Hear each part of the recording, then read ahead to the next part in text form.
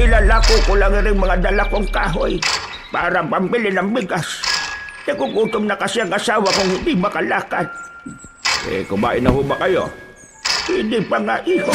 Sumusobra na talaga yung mga pinsan mo, tay. Mga garapal na yung masamang pag-uugali.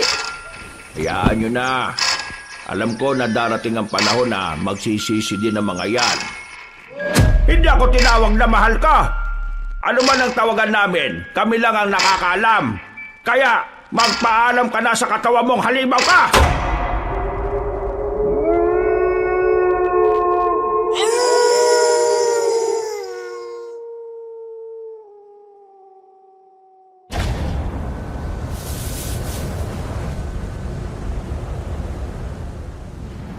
Nakita ko ang inyong magandang kalooban.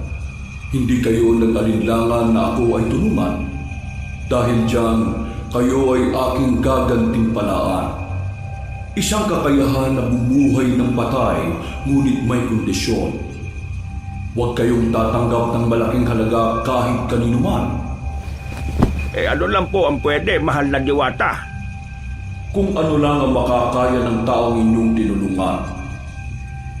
Ngayong tao, lumuhod kayo at aking igagawad ang aking gantimpala. Taong 1968, Mindanao. Sa lugar na kung tawagin ay lupang ipinangako. Nabubuhay ang mag-amang Gustin at Usting na kilala sa tawag na mga anghel sa lupa. Naging bantog ang mag-amang ito na kayang bumuhay ng mga patay na. Anila, ang mag-ama ay mga anghel umano na nagkatawang tao na ipinadala ng Panginoon sa kanila. Ngunit bago pa man sila naging bantog, ay hindi naging mabuti ang buhay nilang mag-anak. Dahil sa kahirapan, madalas silang makutya ng mga tao sa paligid nila. Bagaman, hindi naman lahat. Ngunit kadalasan sa kanila ay ganoon ang ugali. Kahit nga ang sarili nilang pamilya ay hindi sila kinikilala bilang pamilya nila. Hindi rin naging maganda ang pagtrato sa kanila ng iilan sa mga kamag-anak nilang may kaya sa buhay. Isang araw, nalaman nila Mang Gustin na may pagtitipon na gagawin ang kanilang pamilya. Bumili pa si Mang Gustin ng magandang damit at sapatos para isuot sa nasabing pagtitipon. Talagang pinag-ipunan niyo ni Mang Gustin para sa okasyon na yon. Isa pa, inanyayahan din siya kaya natuwa naman siya na makakadalo siya. Hindi na sumama ang kanyang mag-ina dahil hindi na sapat ang kanilang pera para bumili pa ng bagong damit. Labag man sa loob niya na iwanan ang mag-ina ay wala siyang nagawa. Abay tay, ang gwapo ninyo sa suot nyo Mukha kayong artista Baka naman binobola mo lang ako, anak ha. Saad ni Mang Gustin, ngunit bahagya siyang nalungkot sabay buntong hininga.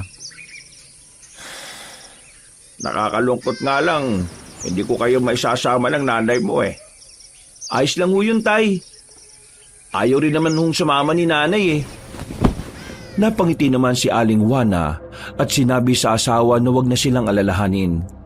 Ang mahalaga ay makadalo si Mang Gustin sa pagtitipon ng kanilang pamilya. Basta maayos lang siyang pakitunguhan doon ay masaya na siya. Napabuntong hininga na lamang si Mang Gustin at napatango. Oo nga po, tay. Di ba, mga mata pobre kalahin nyo? Baka naman gawin kang alila dun, ha?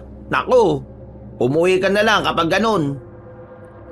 Siniko naman ni Usting ang pinsan na si Pakoy. Napapailing naman si Mang Gustin habang nakangiti. Sabagay, totoo naman ang sinabi ni Pakoy. Halos may kaya kasi lahat ang pamilya niya. At siya lang ang bukod tanging mahirap. Sa pamilya nila ay 3 lang silang magkakapatid at nasa ibang bansa na ang 2. Ayaw din naman niyang umasa sa mga kapatid niya. Kahit na madalas ng mga ito na sinasabi na kung may kailangan siya ay tumawag lang sa kanila. Pinagsabihan pa siya ng mga kapatid nung minsang sumulat siya na huwag siyang pupunta sa pagtitipon ng pamilya nila dahil alam nila kung gaano kaliit ang tingin ng mga ito sa kanila. May kaya din ang mga kapatid niya, pero hindi sila mayayabang katulad ng mga kamag-anak nila na anak ng kapatid ng kanilang lolo. 4 ang naging anak ng lolo nila Mangustin at ang kanilang ama ang bunso. Ang pamilya ng kanyang lolo ay hindi naging matagumpay sa buhay, gawa ng kahirapan.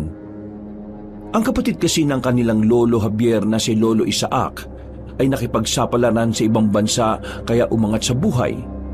Ang kaso, kasabay ng pag-angat ng buhay nila ay ang pagbunga naman ng kanilang mga masasamang ugali. Tay, pupunta pa ba mga anak ng mga tiyo at tiya mo? Malamang hindi. Nako, kung ako, hindi rin ako pupunta. Ewan ko ba dyan kay Tatay Agustin? Bakit gusto pang pumunta? Hindi rin natuto to, matanda na to eh. Mahina at pasimpleng siniko ni Usting si Pakoy. Uy, yung bibig mo. Sorry.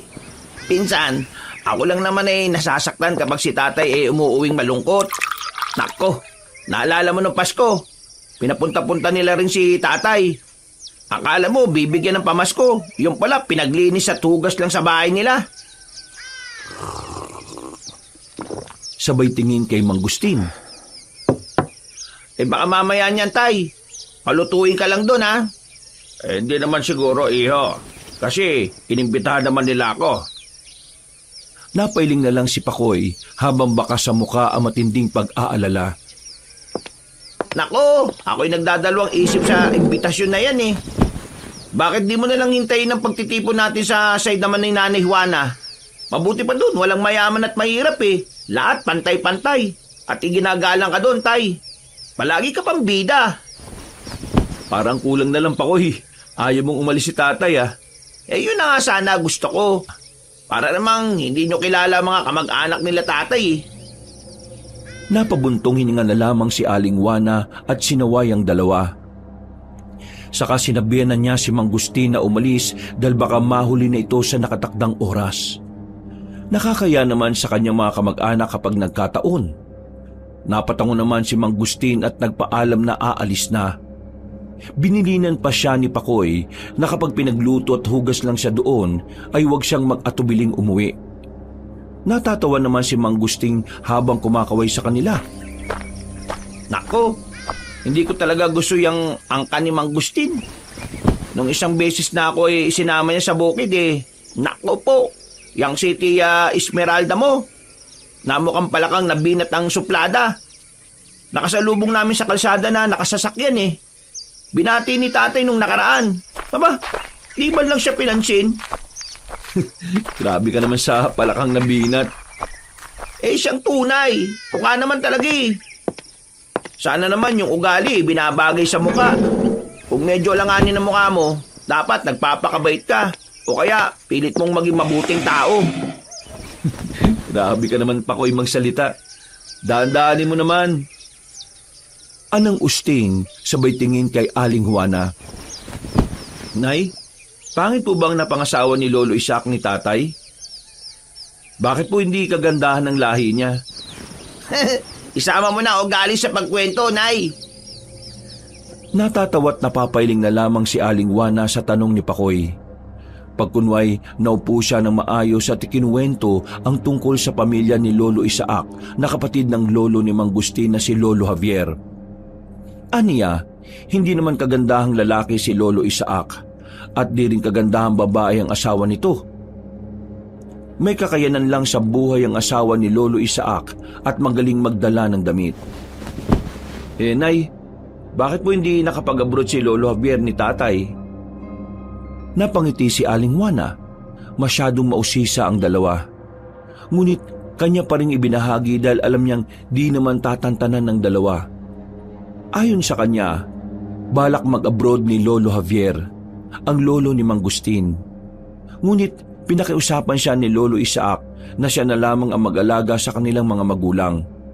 Dahil ambisyoso si Lolo Isaac, ay siya ang nagtungo sa abroad, habang ang Lolo Javier ang nag-alaga sa mga magulang nila.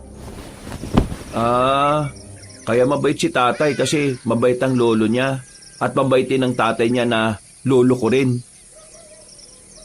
May pinagmanaan pala ang kalahi ni Lolo Isaac sa kanya. Kaya mga pinsan ni tatay sa lahi ni Lolo Isaac nyo eh. Mukhang mga mambabarang na nausog. Sobrang gigil mo sa lahi ni tatay ah. Pasalamat tayo, hindi ganyan ang lahi nyo. Di ba, Nay? Natawa na lang si Aling Juana sa usapan ng dalawa. Dahil maaga pa ay nagtungo sina Usting at Pakoy sa bukid.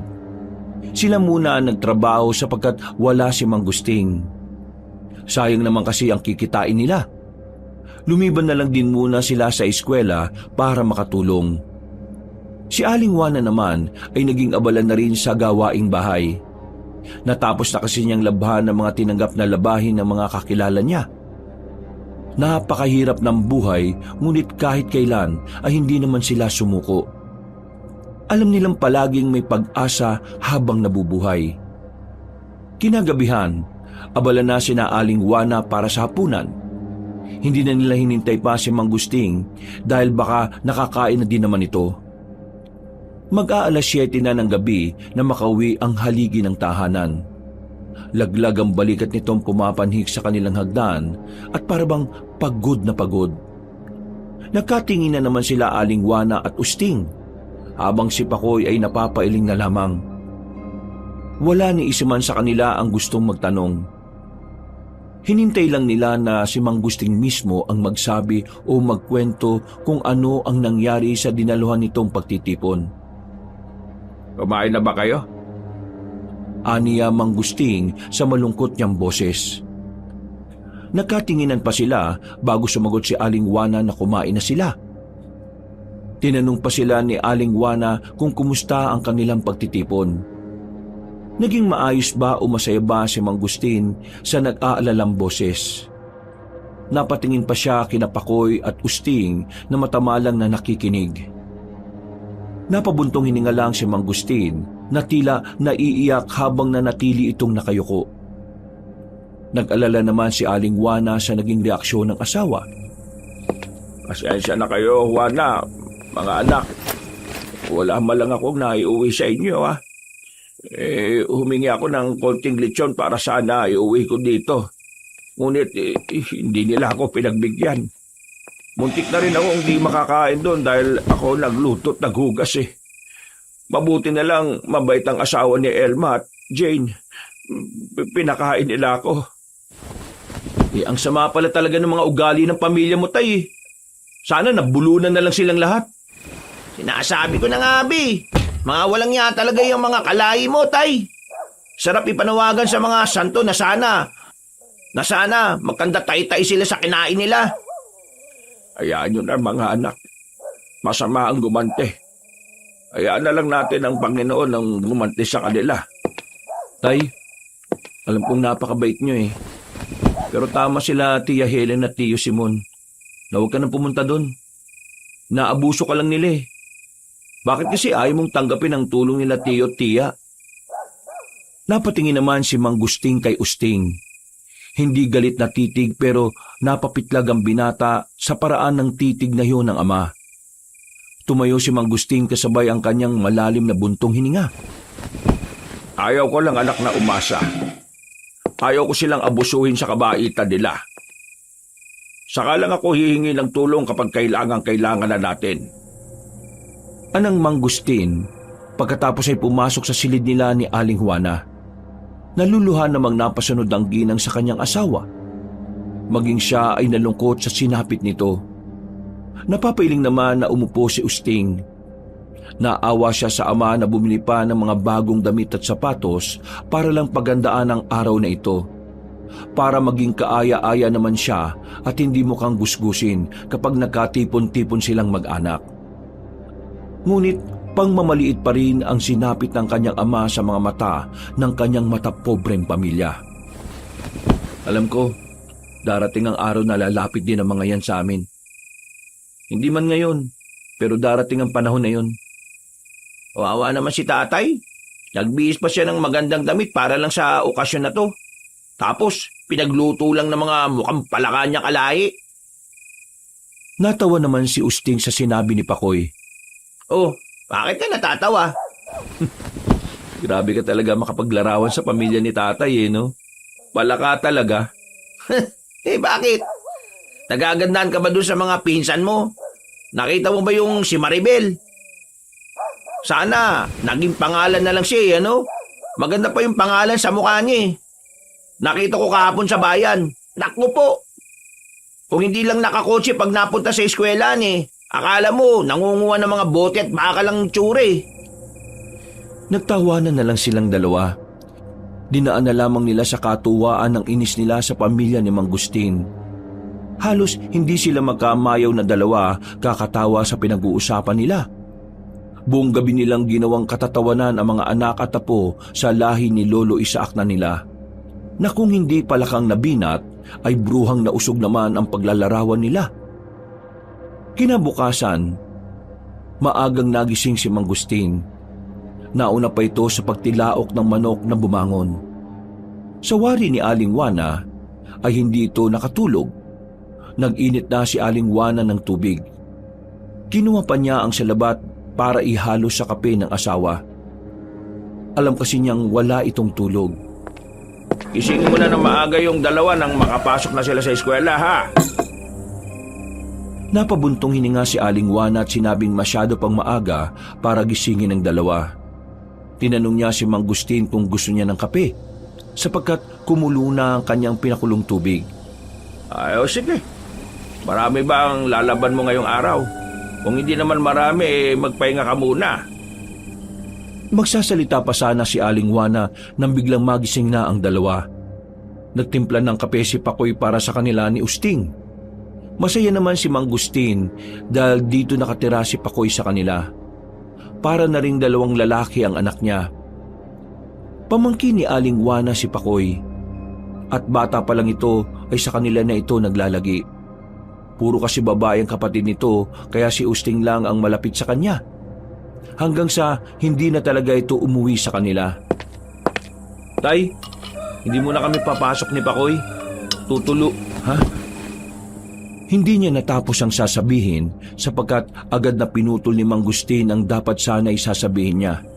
Pumasok kayong dalawa. Mahalaga ang pag-aaral. Isa pa, huwag niyong sayangin ang gastos ni Tita Delia niya. Kapatid ni Aling Juana si Delia at ito ang ina ni Pakoy. Siya na rin kasi ang nagpapaaral kay Usting. Dahil umano kay Usting ay mataas din ang grado ni Pakoy sa eskwelahan. May kakayanan naman sila Pakoy sa buhay kaya di maunawaan ni Mang Gustin ba't gustong gusto ni Pakoy na tumira sa bahay nila. Kaya mo na ba sa bukid, Tay? Ay, oo naman. Kaya mag-aral kayo mabuti para hindi kayo matulad sa akin. Lalo ka na, Pakoy. Baka isipin ng tatay mo na pinapahirapan ka namin dito, ha? Nako, Tay. Kung alam mo lang kung gaano kasaya si tatay na magaling ako magtrabaho sa bukid. Sabi pa nga niya, napaka-responsable ko na daw na bata Siyempre, nagyabang din ako sa kanya. Natatawa na lang din si Mang Gustin sa kwento ni Pakoy. Matapos silang mag-agahan ay sabay na sila Mang Gustin, Usting at Pakoy na umalis. Kumakaway pa sila kay Aling Juana habang papalayo. Napapailing na lamang si Aling Juana habang tinatanaw ang mga ito. Nang mawala na ito sa kanyang paningin, ay bumalik na siya sa loob ng kanilang bahay para gawin ang mga gawain niya. Samantala, habang papasok sina Pakoy at Usting sa eskwelahan, ay may nakasunod sa kanilang rumaragasang sasakyan. Halos maligo pa sila at ang iba pang mga estudyanteng naglalakad sa alikabok na dulot ng sasakyan. Napapaubo pa si Pakoy at Usting habang tinataboy ang mga alikabok. Nainis naman si Pakoy at sumigaw siya. Akala mo naman napakaganda mong babae. Linti ka. Mukha ka namang golden coal Nagtawa na ng ibang estudyanteng kasabay nilang naglalakad. Natawa din si Usting sa kasiniko niya si Pakoy na nanggagalaiti sa inis. Uy, pag ikaw talaga narinig ni Mirabel, yari ka talaga. Kasabihan pa naman, the more you hate, the more you love. Sa narinig, nanlaki ang mga mata ni Pakoy. Alanganin siyang gumiwi habang iniisip ang mukha ni Maribel. Ha? Kung ikaw ba? Kung hindi mo pinsan yan, sa tingin mo magugustuhan mo? Sige nga, balansin at isipin mo. Hindi rin. Maliban na lang siguro kung mukha akong pera at pera lang ang habol ko sa kanya. Naku, ako kahit mapera siya, hindi ko maatim na basta, kadiri! Nagtawanan na lang silang dalawa. Hanggang sa makarating sila sa kanilang silid-aralan ay si Mirabel pa rin ang kanilang pinag-uusapan na mauuwi na naman sa tawanan. Naging abala sila buong maghapon. Si Aling Juana sa kanyang mga labahin, si Mang Gustin sa bukid at sila Pakoy at Usting naman sa klase. Halos sabay ding nakauwi si Mang Gustin at ang dalawa. Naabutan pa nila si Aling Juana na nagtitiklop ng kanilang mga nilabhan. Dali-dali namang nagbihis ang dalawa para tulungan ng ginang. Nang makalabas sila, ay agad silang tinanong ni Aling Juana tungkol sa kanilang pag-aaral at sa nalalapit nilang pagtatapos. Pinayuhan pa sila nito na mag-aral ng mabuti at kaunting usad na lang ay matatapos na sila. Ay, mainam nay, at naitanong mo yan. Si Mirabel hindi nakapasa. Baka babalik siya sa susunod na pasukan. May 4 na bagsak yata. Naku, di mo ba narinig kanina? Sinabi daw ng mama niya na magbabayad sila sa eskwelahan. Baka mamaya magulat tayo. Naging valedictorian pa yan si Golden Cool eh. Nagtaka naman ng ginang kung sinong golden kuhul ang tinutukoy ni Pakoy. Sino pa ba nay? Di si Mirabel. Yun ang tawag sa kanya nitong si Pakoy eh. Natawa naman si Aling Juana nang malaman kung sino ang golden kuhol. Ngunit kalaunan ay sinaway din siya at pinayuhan ng ginang na hindi maganda ang nanlalait ng kapwa. Sa isip ni Pakoy, nagsasabi lang naman siya ng totoo. Kung hindi lang masasama ang mga ugali ng kamag-anak ng tiyuhin niya, hindi sana kukulo ang dugo niya sa mga yun. At isa pa, hindi magiging valedictorian yun. Kapag nangyari yun, masisira ang reputasyon ng eskwelahan. Marami tsak na magulang na magpoprotesta. Kalain mo, yung nasa last section ang kinuwang magiging valedictorian. Kaya malabo yun. Makakapasa, oo. Pero yung manguna siya, malabo yun. Sa bagay, tama ka. Sa ikalawang section, pwede pa. At tayo yun. Nagtawanan na lang silang dalawa sa pinag-uusapan nila, habang si Aling Juana at Mang Gustin ay napapailing na lang. Dumating na nga ang araw ng pagtatapos nila Usting at Pakoy. Buong pagmamalaki namang umakyat sa entablado ang kanilang mga magulang. Nagpasalamat naman si Delia kay Aling Juana at Mang Gustin sa paggabay nila kay Pakoy. Inanyayahan naman ni Delia at ng kanyang asawa ang pamilya nila Aling Juana na sa bahay na lang nila kumain. May inihanda kasi silang kaunting salo-salo na kanilang pagsasaluhan. Nagpasalamat naman sila at dumiretso na sa bahay nila Pakoy. Agad naman nagmano ang mga kapatid nitong babae kila Mang Gustin at Aling Juana. 1 taon nang lumipas buhat na makapagtapos sila Pakoy at Usting ay hindi na nag-aral pa sa kolehiyo ang huli. Habang si Pakoy ay nagpatuloy sa pag-aaral ng mekaniko. Gusto niya sanang dalawa silang mag-aral ngunit nahihiya na si Usting sa mga magulang ni Pakoy. Sinabi na lamang niya na tutulungan niya ang amang magtrabaho lalo na't matanda na ito. Tay, aalis na ba tayo? Ay sige nak, matatapos na rin ako dito. Pag-uwi ko galing sa paaralan susunod agad ako dun sa bukid. Tutulungan ko kayo ni tatay. Ay nako, wag na. Dini ka na lang at tulungan mo si nanay magluto. Ha? Sigurado ka ba? Oo, sigurado ko. Ewan ko ba bakit nagmekaniko ka eh. Samantalang masarap ka magluto. Dapat nag-chef ka eh. Nakita mo ba yung katawan ng mga chef? Ayaw ko maging ganun Okay na ako sa mekaniko. Nagiging macho sila. Loko ka talaga kahit kailan. O siya, mauna na kami. Natatawang saad ni Usting nang makitang palabas na ang ama. Agad naman nagpaalam si Pakoy kay Mang Gustin. Binilinan pa siya ng huli na mag-aral ng mabuti. Napatangon lang si Pakoy at nagpasalamat kay Mang Gustin. Habang naglalakad ang dalawa papuntang bukid, ay may isang matanda silang nakita na nakaupo sa isang ugat ng puno. Hinihingal ito tamblay na tamblay gawa na rin ng mainit na panahon. Agad namang nilapitan na mag-ama at tinanong kung kumusta ang kalagayan ng matanda. Lola, ayos lang po ba kayo? Nauuho ako, iho, at nagugutom. Kagabi pa ako dito. Pakiramdam ko hihimatayin na ako. Saan ba kayo galing? Sa malayong lugar pa, iho. Pakiramdam ko naligaw ako. Nagkatinginan na mag-ama sa sinabi ng babae. Muli silang napatingin dito nang umubo ito at tinawakan nito ang kanyang tiyan. Hindi man magsalita ang matanda, ay nalalaman na ng dalawa ang nais nitong ipahiwatig. Lola, pakiwari ko'y gutom na gutom nga ho kayo. Pagkuway, may kinuha siya sa kanyang dalang bayong at inabot sa matandang babae ang kanyang baon na nakabalot sa dahon ng saging. O Lola, pagpasensyaan niyo na po itong baon ko ha. At ang ulam ko po ginamos lang. Saad ni Usting, ang ginamos sa isang uri ng ulam sa Mindanao. May pagkakahawig ito sa bagoong. Mas mapusyaw lang ang kulay nito't hindi durog ang mga maliliit na isda. Napatingin naman na matanda sa inabot ni Usting, saka napatingin ito sa kanya. Ngunit, iyan baon mo Sige na ho, tanggapin niyo na. May baon naman ho ako rito At ito'y pagsasaluhan na lang namin ng anak ko. Napapatinging tinanggap na matanda ang baon ni Usting. Pagkatapos ay nagpasalamat siya. Inabutan din siya ni Mang Gustin ng tubig, bagay na muli niyang ipinagpasalamat. Sana ho mabusog kayo ng may lakas kayo maglakad ulit. Teka, saan ka mapunta ninyo? Sa barangay Tabing Ilog. Ay, gano'n ho ba? Abay malapit na ho kayo.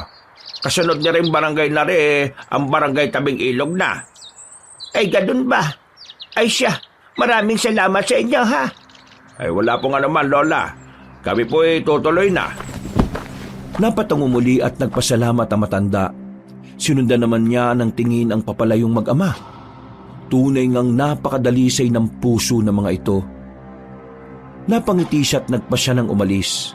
At kasabay ng hangin ay ang kanyang paglaho. Nagulat naman ang mag-ama nang makitang wala na matanda sa kinaroroonan nito. Nagkatinginan pa sila at parehong mababaka sa kanilang mga muka ang pagkagulat. At halos pareho silang nilukob ng kilabot nang umihip ang malamig na hangin. Abay, napakabilis namang kumain na matandang yon. Tingnan mo't ang bilis na kapaglakad Oo nga tay Sobrang sarap siguro talaga ng ulam natin. Tingnan nyo, ang bilis na kalakad ni Lola. Baka nga ho tumakbo pa yun kaya biglang nawala na Ay baka nga anak. Kawawa naman. Kagabi pa hindi nakakakain. Pero kahit papano lumakas naman siya sa binigay natin. Saad ni Mang Gustin sa anak na pareho nilang pinapalakas ang kanilang mga loob. Napapakamot pa si Usting habang pasimpleng hinahagod ang kanyang braso. Pakiwari niya'y nagtayuan lahat ng balahibo niya sa katawan. Nakalimutan na nilang mag-ama ang nangyari. Naging abala sila sa bukid at ginugulang oras sa pagtatrabaho. Napahinto lang silang dalawa nang marinig ang boses ni Aling Juana. Nagtaka naman silang dalawa kung ano ang ginagawa ng ginang sa bukid. Napatingin si Mang Gustin sa araw. Saka lang niya napagtanto na mag-aalas 12 na pala ng tanghali. Nay, ano ang ginagawa niyo dito? Abay napakainit Tanong agad ni Usting na makalapit ang ina. Hinihingal pa itong ibinaba ang kanyang dalang bayong at ginawang pamaypay ang kanyang sombrero. Halos hindi siya makapagsalita dahil sa hingal na nararamdaman. Napatanong pa siya kung bakit tila napakainit ang panahon. Ba't ka ba kasi pumarin Alam mo naman na napakainit Napatingin naman si Aling Juana kay Mang Gustin na parabang nagtataka. Sa kanya sinabi na kung nakalimutan na ba ni Mang Gustin na siya ang nagpadala ng makakain nila sa tangalian. Nagkatinginan naman sila Mang Gustin at Usting sa sinabi ni Aling Juana. Maging si Aling Juana ay nagtataka rin sa reaksyon ng kanyang mag-ama. Parehong mababaka sa mga mukha nila ang pagkagulat at pagkalito sa mga nangyayari sa araw na yon. Ano nagpadala kami ng makakain? Paano kay ka namin masasabihan nandito kami't abala sa pagbubungkal? Napapailing naman si Aling Juana at sinabi kay Mang Gustin na nag-uulyanin na ito. Nagtungo umano ang kapitbahay nilang si Mang Kanor sa bahay nila para sabihan siyang dalhan silang mag-ama ng makakain. Nagulat sila Mang Gustin at Usting sapagkat wala silang natatandang sila ay nagpasuyo sa kapitbahay na si Mang Kanor na sila'y dalhan ni Aling Juana na makakain. Para di humaba ang usapan, ay sinabi na lamang ni Mang Gustin na gutom na nga marahil siya at nakalimutan niyang nagpautos nga siya. Sinenyasan naman niya ang anak na sumakay na lamang sa sinasabi niya. Naunawaan naman ni Usting ang ibig ipahiwatig ng ama, dahilan para sabayan na lamang niya ang sinabi nito. Kinagabihan, nag-usap sila Mang Gustin, Usting at Pakoy. Katatapos lang nilang magapunan at kasalukuyan silang nagkakape sa labas ng kanilang bahay. Napakaliwanag ng buwan noon na halos tanaw na ang buong kaparangan. Maging si Pakoy ay nagulat sa ibinahaging karanasan nila Mang Gustin. Napapaisip din siya kung paanong nangyari na dumaan si Mang Kanor sa bahay nila kung di naman sila nakisuyo. Tay, nakapagtataka talaga ang nangyari sa inyo. At sabi nyo nga, ang bilis na wala nung matanda. Di kaya tay, mangkukulam yun? Naniniwala ka ba sa ganon? Abay, kwentong bayan lang yun, no? Taga-probinsya ka, hindi ka naniniwala sa mangkukulam? Alam mo, totoo mga yun. Pakakala mo isang malaking biro lang ang mga mangkukulam, ha? Balabong mangkukulam yon. Maaliwala sa mukha ng matanda eh. Ibang-iba mukha ng mangkukulam na akala mo parang pinaglihi sa galit at sama ng loob.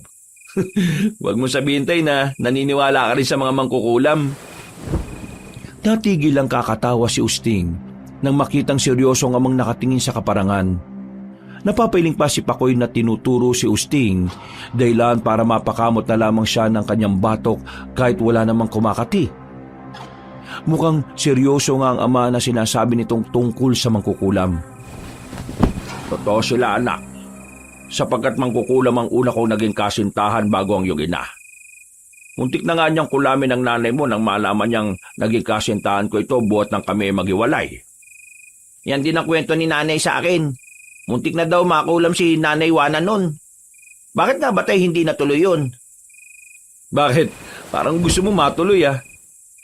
Ikaw talaga napakaungas mo. Ang ibig ko lang sabihin kung anong ginawa nila, bakit nakontra? Napapiling na saad ni Pakoy, habang ang pinsang si Usting ay napapatawa na lang sa kanyang reaksyon. Dahil sa Visayas noon kung saan ko nakilala ang nanay niyo sa pugad na mangkukulam yun sila nakatira. At marami siyang kaibigan na mas magaling na mangkukulam at pambabarang. Tinulungan nila ang nanay niya at sa awa ng Diyos nakontra ang kulam ng dati kong kasintahan. Tay, nasaan na po yung dati niyong kasintahan? Hindi ko na alam kung nasaan ang bruhang yon.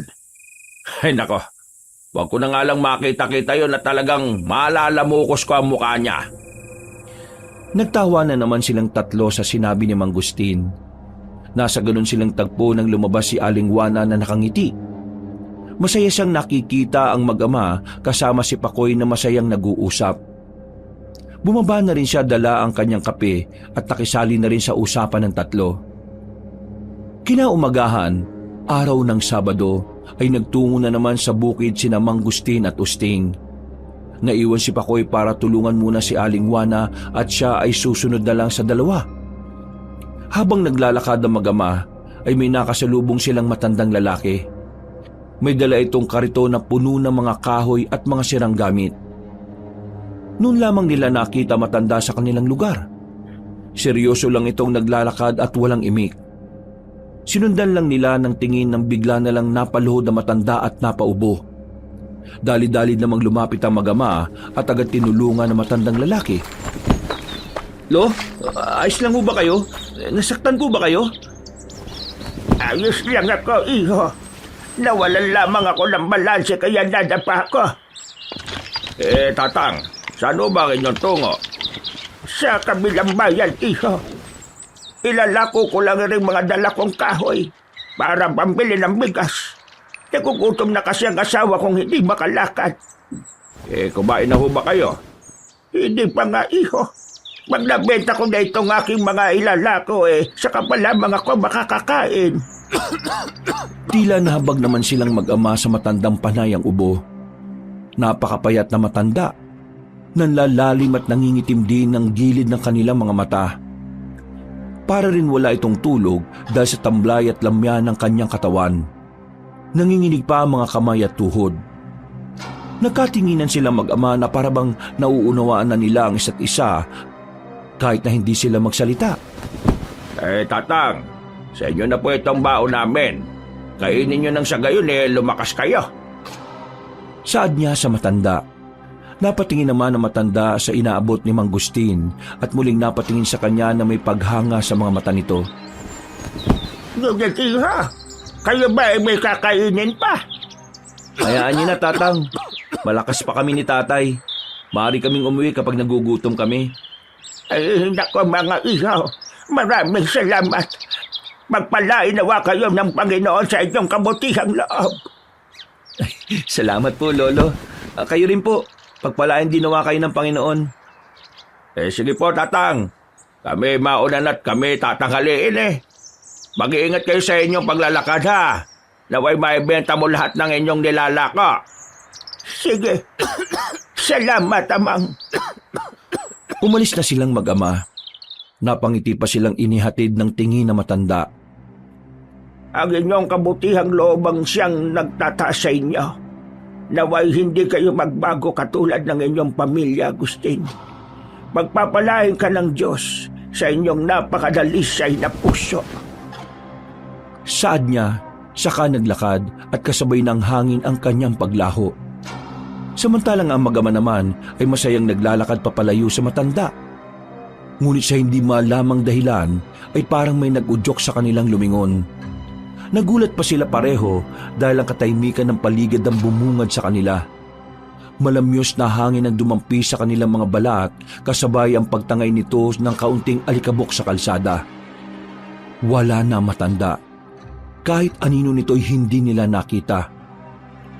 Nagkatinginan na mag-ama at tila ba parehong naglakbay ang kilabot sa kanilang mga balat. Hindi nila lubos maisip kung paano ganun kadali na wala ang matanda. Samantalang usad pagong ang kilos nito ng makasalubong nila. Habang abala sila sa paglilinis ng mga taniman, ay napag-usapan nilang dalawa ang nangyari. Palaisipan sa kanila ang agad na pagkawala ng matanda at kung saan ito dumaan. Maliban sa diretso lang ang daan, ay wala naman itong mapagtataguan kung sakali namang sakahan ng gilid ng daan. Natigil lamang ang usapan nila nang kumulo na ang kanilang mga tiyan. Sabay pa silang napatingala sa langit nang mapagtanto nilang mag-aalas 11 na. Nagkaayaan na silang umuwi para mananghalian. Ngunit bago pa man sila makaahon sa sakahan, ay narinig na nila ang boses ni Pakoy. Tay! Insan! Pananghalian muna kayo! Nagtatakang sabay na nakatinginan na mag-ama. Abay, mainam naman at naisip mong magdala dito ng pagkain. Umaw na silang dalawa at naghugas ng kamay, habang si Pakoy naman ay hingal na hingal habang ibinababa ang dala nitong bayong na naglalaman ng pagkain nila. Mainam naman at dinalan mo kami ng pananghalian, Pakoy. Salamat ha. Pauwi na sana kami ni tatay Wala nga naman, Insan. Mainam na nga lang at dumaan dun si Mang Juan. Ha? Si paring Juan? Sa dagat ni Mang Gustin nang makalapit siya sa dalawa. Napatango naman si Pakoy at sinabing si paring Juan nga ni Mang Gustin ang dumaan sa kanila. Paano nangyari yon? Umuwi kahapon sa lugar nila matandang yon. Ano niya magbabaksyo dumano muna siya. Kinilabutan si Pakoy sa narinig na sinabi ni Mang Gustin. Nakita rin niya sa mukha na matanda ang sobrang pagtataka. Tay, huwag ka naman magbiro ng ganyan Tingnan mo yung mga balahibo ko nagtatayuan. Ayan Saad ni Pakoy habang pinapakita ang braso kay Mang Gustin. Napatingin naman ang huli sa braso ni Pakoy. Habang si Usting ay panay rin ang himas ng kanyang braso. Abay, totoo nga. Kaya nga wala siya dito ngayon Itanong mo pa sa mga yan kung nasaan si Juan. Turo ni Mang Gustin sa mga naroroon. Hindi naman makapaniwala si Pakoy sapagkat sigurado siyang nagtungo si Mang Juan sa bahay nila at sinabihang siyang nakisuyo ang kanyang tatay Gustin na dalhan sila ng pananghalian ni Usting. Sinabi rin niyang nagtaka pa nga ang nanay Juana nila dahil pinadala naman umano niya sila ng baon. Abay, totoo din naman na nagtungo siya, tay. Kahit itanong mo pa kay nanay. Gumawa pa nga matanda at sinabing baka pinamigay niyo na naman ang baon niyo eh. Ay nako, yung nanay nyo talaga. Siya nga rin dyan eh. Isusubo niya na lang pag may manghihingi, bibigay pa. Tay, hindi kaya namaligdo na naman kayo tulad ng isang araw? Nagkatinginan sila Mang Gustin at Usting sa sinabi ni Pakoy. Saka lang nila napagtanto na nangyari na ito nung nakaraan. Ganon din ang nangyari at senaryo. Hanggang sa pag-uwi nila'y naging palaisipan ang nangyari sa kanila. Hindi na nila kinuwento kay Aling Juana ang nangyari. Baka mabahala lang ito't atakihin ng kanyang nerbiyos.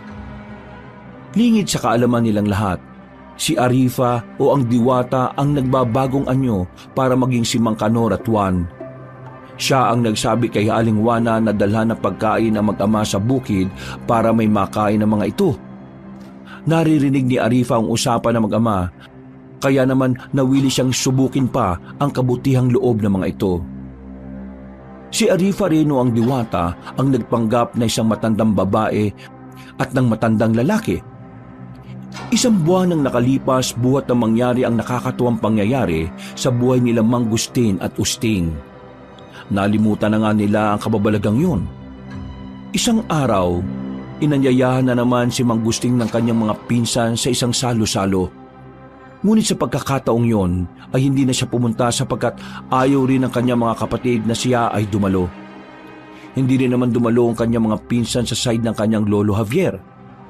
Sa palagay nga niya, tanging siya na lang ang nagpapakamartir sa pamilya ng kanyang lolo Isaac. Nagalit ang kanyang mga pinsan sa pamilya ni lolo Isaac niya. Pinagtanggol din naman siya ng kanyang mga pinsan sa lahi ni lolo Javier. Nag-away na ang kanilang pamilya at doon na naipasok ang salitang lait. Nilait sila ng mga pobre at walang narating kaya nararapat lang na taga-hugas lang ng plato ang mga angkan nila. Nang malaman ni Aling Juana ang nangyari ay naggalit ito. Agad naman siyang pinakalma ni Mang Gustin. Kaya mo na sila, Juana. Kung papatulan natin ang ugali nila wala na din tayong pinagkaiba sa kanila. Ang mahalaga ay ang ating pamilya na lahi ni Lolo Javier. Sila naman ang totoong pamilya natin Tay, may rason naman ang nanay na magalit Masyado na kasi silang mga mapagmataas. Hindi rin naman nila pwedeng sabihin na walang narating ang angkan ni Lolo Javier. Kasi nariyan naman si Tia Helen at Tio Simon na may kakayahan din sa buhay. Hindi kasi mayabang ng mga tawang tiya at tiyo mo. At yun ang bagay na pinagpapasalamat ko sa Diyos. Sumusobra na talaga yung mga pinsan mo, tay. Mga garapal na yung masamang pag-uugali. Hayaan nyo na. Alam ko na darating ang panahon na magsisisi din ang mga yan. Sa mga sumunod na araw ay nagtungo ang mag-ama sa bukid para kumuha ng kanilang sahod.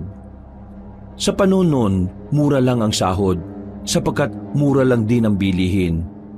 Hindi naman masyado silang bumibili dahil sagana sila sa taniman at mga hayop tulad ng mga manok at baboy.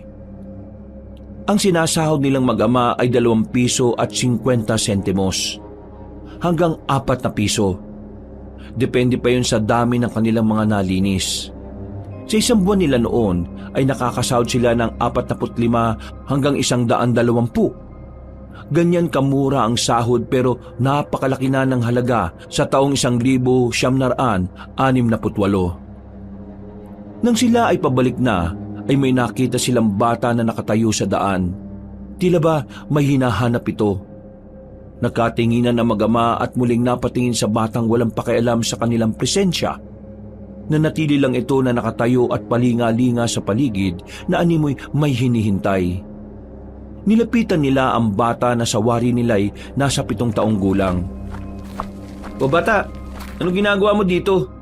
Sino kasama mo? Wala po. Sagot ni Arifa na sa pagkakataong ito ay nag-anyong bata.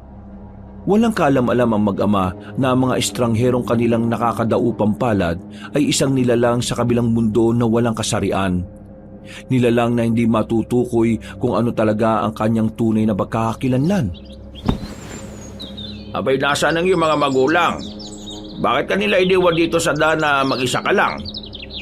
Ang sabi ng nanay ko manatili lang po daw ako dito at wag aalis. Sa ganito kainit na lugar, hindi ba nila naisip na maaari kang lagnatin sa sobrang init? Saad ni Usting na napapatingin pa sa paligid dahil sa sobrang init ng panahon. Ang sabi lang po sa akin ni Ina, bibili po siya ng makakain Kaya bumalik po siya sa bayan. Marahil, naawa na siya sa akin na maglakad ng napakalayo. Kawawa ka naman. Marahil gutom ka na. Eto, kainin mo ito. Bakit po niyo binibigay yan sa akin?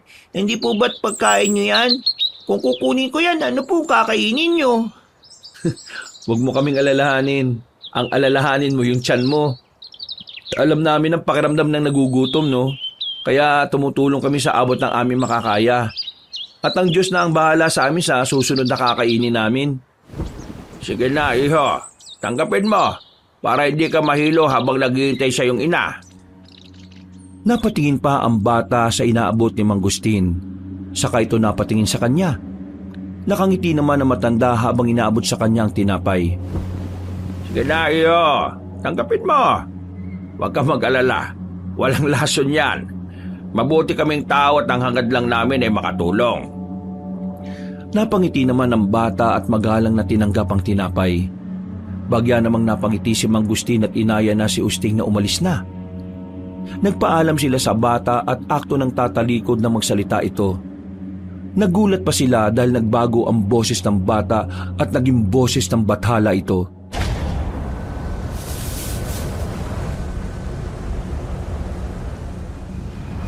Alam ko ang inyong kabutihan, Gustin. Nasukat ko na ito. Ilang beses na. Sabay pa silang napalingon ni Usting at halos napalod sila sa sobrang gulat at kaba. 3 tao ang nasa harapan nila. Ang matandang babae na una nilang nakadaupang palad, ang matandang lalaking may hila-hilang kariton at ang bata. Diyos ko, mahabaging langit. Huwag kayong matakot, Gustin. Ako ay hindi masamang nilalang. Nakita ko ang kabutihan yung 2 ng anak mo. At nakita ko kung paano hindi kayo nag-alinlangan at tulungan ng aking 3 katauhan. Dahil sa inyong kabutihan, gagantimpalaan ko kayo. Nagkatinginan naman sila Usting at Mangustin dahil sa kanilang narinig. Ngunit mababakas pa rin ang takot sa kanilang mga mata. Nakita ko ang inyong magandang kalooban. Hindi kayo nag-alinlangan na ako ay tulungan. Dahil dyan, kayo ay aking gagantimpalaan. Isang kakayahan ng bumuhay ng patay, ngunit may kondisyon. Huwag kayong tatanggap ng malaking halaga. Ano lang po ang pwede namin tanggapin, mahal na bathalang diwata? Kung ano lang ang makakaya ng taong inyong tinulungan. Ngayon, tao, lumuhod kayo at aking igagawad ang aking gantimpala. Bumulusok ang liwanag sa paligid, dahilan para mapapikit ang mag-ama. Isang nakakasilaw na liwanag na hindi kayang tingnan ng kanilang mga mata. Kasabay ng pagkawala ng liwanag ay ang paglaho ng diwata. Nakatinginan pa ang 2 saka tumayo at mabilis na tumakbo papalayo sa lugar na yon. Sakalang nila napagtanto na ang lugar na yon ay doon din nila nakita ang matandang babae at lalaki. Marahil ay daanan yun ng mga engkanto. Gulat na gulat sila Aling Juana at Pakoy nang makitang parang naguunahan sa pagtakbo ang 2. Animoy hinahabol sila ng 10 dyablo sa bilis na kanilang takbo. Malayo man ay nakikita nilang putlang-putla ang mag-ama. Halos sirain na nilang 2 ang pinto ng kanilang bakuran at naguunahan pa sila kung sino ang maunang umakyat sa kanilang bahay. Ano ba nangyayari sa inyo? Paano kayo't para kayong hinabol ng 10 demonyo? Tay, pinsan, ayos lang ba kayo? Ano nangyari sa inyong 2? Ikuha mo muna kami ng tubig. Dalian niyo! Dali-dali namang kumuha ng tubig si Pakoy. Pagbalik nito'y may dala na itong 2 baso. Nagpasalamat naman ang mag-ama nang iabot sa kanila ni Pakoy ang tubig. Halos walang hinto at hinga na nilagok nila ito.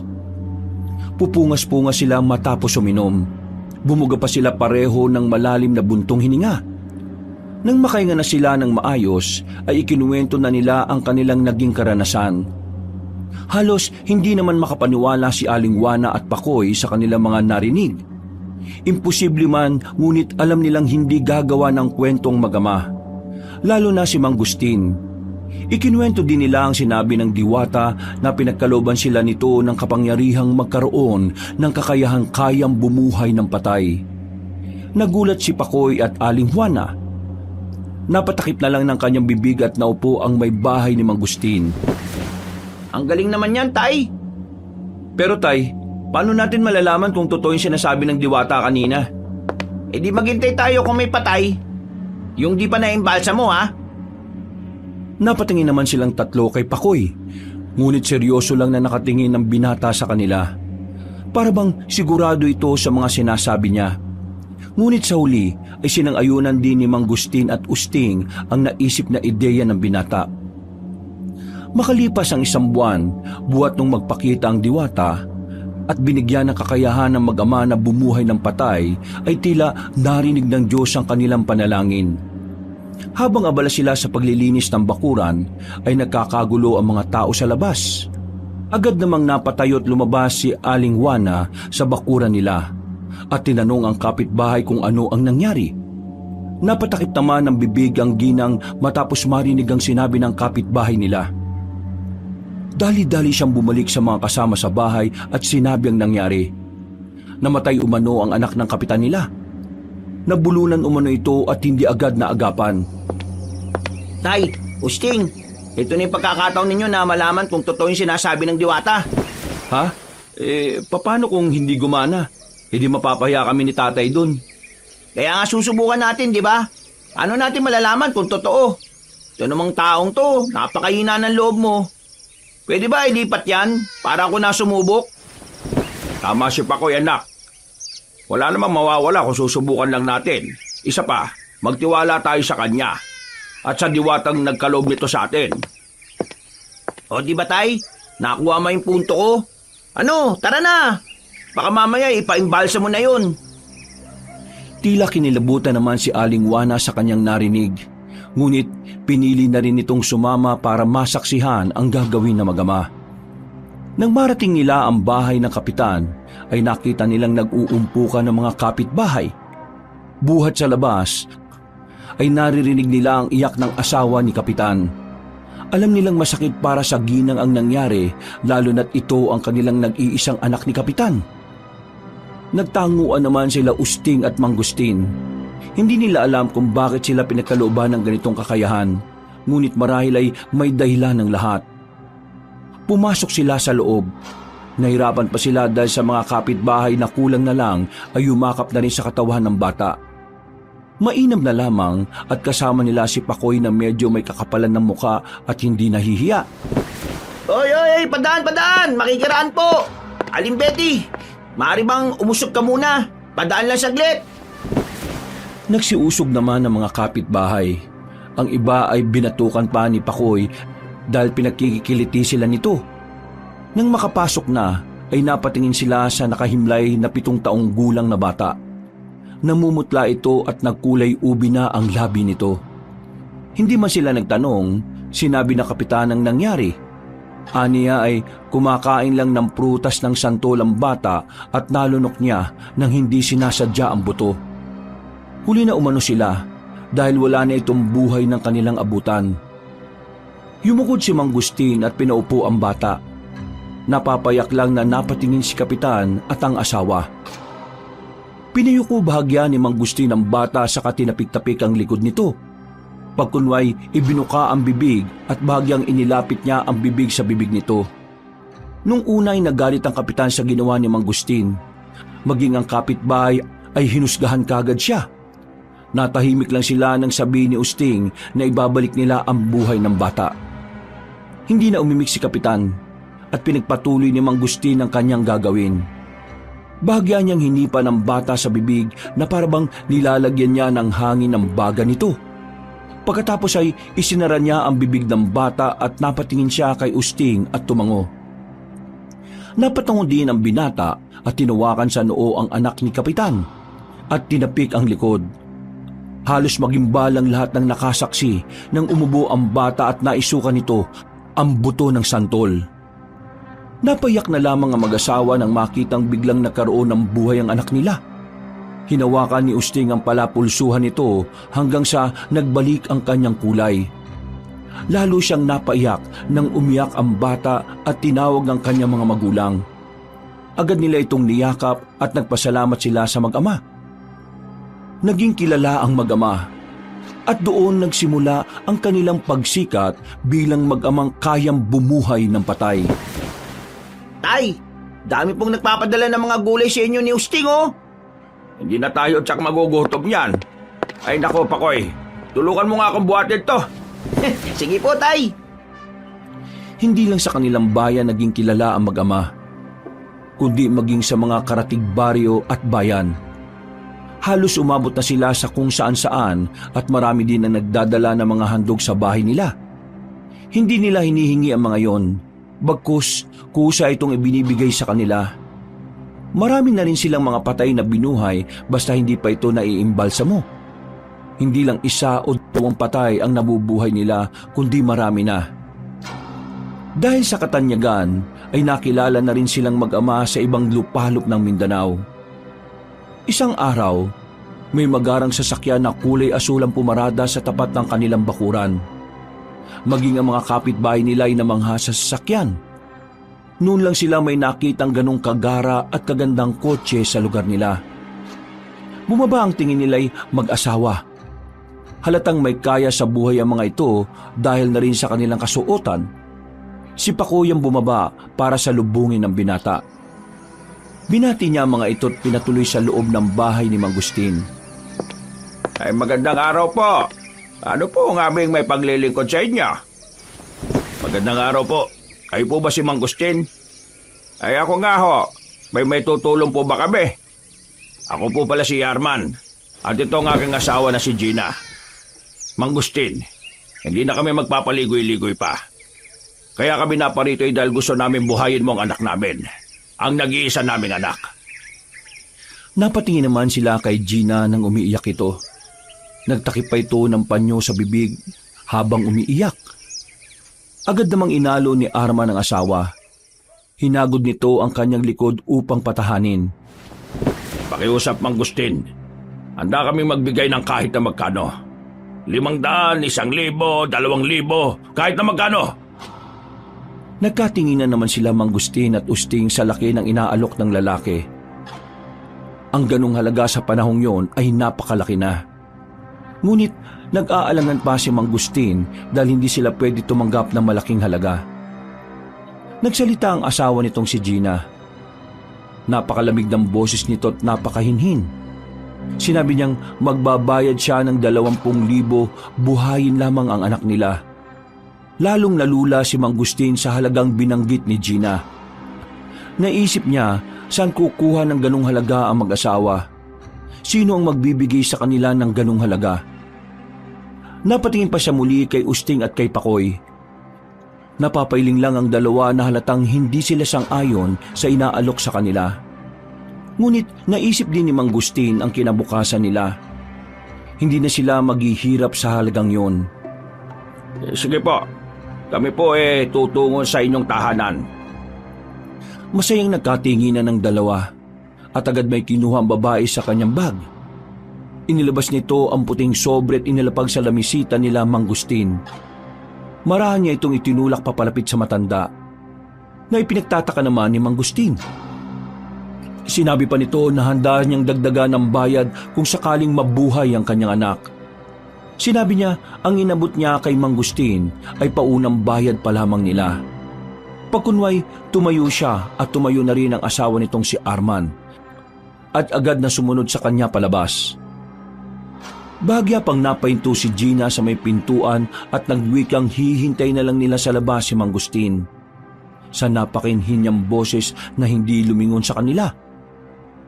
Nagpatuloy na silang mag-asawa sa pagbaba sa may 5 baitang na hagdan ng tahanan ni Mang Gustin. Napatayo na si Mang Gustin upang sumunod nang pigilan siya ni Pakoy at Usting. Tay, bakit ka tinanggap? Hindi ba't ang sabi ng diwata huwag kayong tatanggap ng malaki? Anak, hindi naman ako humingi. Sila ang kusang nagalok. Sayang din, hindi na tayo mahihirapan. Tara na, Usting, umalis na tayo. Tay, tama si Pakoy. Baka tayo maparusahan. Anak, aakuin ko ang parusa kung meron man. Para yan sa inyo, sa ating pamilya, para hindi na tayo kutsain pa. Maunawaan siguro ng diwata o ng Diyos. Ang malaga, hindi tayo magbabago. Walang nagawa si Usting kundi ang sumunod na lang sa kanyang ama. Sumakay sila sa sasakyan ng mag-asawang Gina at Arman. Bahagya pa silang napatingin sa bahay nila kung saan nakatayo roon si Pakoy at Haling Juana na mababaka sa pag-aalala sa kanilang mga muka. Kalahating oras lang din ang binyahe nila Mang Gustin. Nagulat sila nang mapahinto sila sa isang malaking bahay. O baka mansyon na nga sa paningin nila. Pumasok ang sasakyan sa napakalaking bakuran. Sumilip sila Mang Gustin sa bintana at halos malula sila sa laki ng bahay. Pagkababa nila sa sasakyan, ay diretso agad sila sa silid kung saan umano naroroon ang dalagita. Panay ikot sa paligid ang paningin ni Usting. Habang paakyat sa mataas ngunit malawak na hagdanan, sapagkat noon lang siya nakakita ng ganun kalaking tahanan. Pagdating sa itaas, ay agad silang pumasok sa isang silid na may malawak na espasyo. At sa gitna, may malaking kama na may kurtinang itim. Nakita nila doon ang nakahimlay na dalaga at payapang nakapikit na parang natutulog lang. Ano kanya'y kinamatay? Siya po ay may karamdaman na hindi namin alam kung anong uri ng karamdaman. Lumapit si Mang Gustin at Usting sa dalagita. Agad na hinuwakan ng matanda ang palapulsuhan ng babae. Si Usting naman ay nakahawak sa noo ng dalagita habang tila nag-uusal ng panalangin. Habang hawak niya ang noo ng patay, ay nakakaramdam siya ng init na parabang sinusunog ang kanyang katawan. Hindi niya ito ininda at nagpatuloy siya sa panalangin niyang ang kakayahan mismo nila ang umusal. Ibinuka ni Mang Gustin ang bibig ng dalaga at hinipan ito. Saka itinikom at hinagod ang batok nito pababa sa kanyang likod na parabang hinihila niya pababa ang hangin. Narinig nilang tila bumuga ng malalim na hininga ang dalaga. Kasunod noon ay ang pagmulat ng kanyang mga mata. Hinawakan siya sa noo ni Usting at sa palapulsuhan, at unti-unting nagkaroon ng kulay ang mukha ng dalaga. Nang makita ni Gina at Arman na nabuhay ang kanilang anak, ay agad niya itong niyakap. Natuwa naman ang mag-ama sa nasaksiyang kaganapan. Masaya sila kahit papaano ay nadugtungan ng buhay ng iba. Kasalukuyan silang nasa sala nang bumaba si Gina mula sa taas at may iniabot kay Mang Gustin. Nagtaka naman ang huli kung ano ang laman ng sobre. Napatingin si Mang Gustin at Usting kay Gina nang sabihin itong maliit lang na halaga kung tutuusin ng laman ng sobre. Maliit kumpara sa buhay na ibinigay nila sa kanilang pinakamamahal na anak. Napangiti naman si Gina at sinabihan si Sheila na magpasalamat kay Mang Gustin at Usting. Napatango naman ang dalaga at bahagyang yumuko. Salamat po Mang Gustin at Usting sa aking pangalawang buhay na inyong binigay. Saad ni Sheila at ngumiti.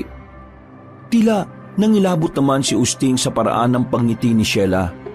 Hindi niya alam kung napansin niyo ng kanyang ama. Pakiramdam ni Usting ay naglakbay ang kanyang kilabot sa buo niyang sistema. Sinamahan pa ng napakalamig na panahon. Ay walang anuman, iha. Naway gamitin mo ang iyong panibagong buhay sa tama. O paano? Kami hindi na magtatagal. Maraming salamat po. Ipapatid ko na kayo.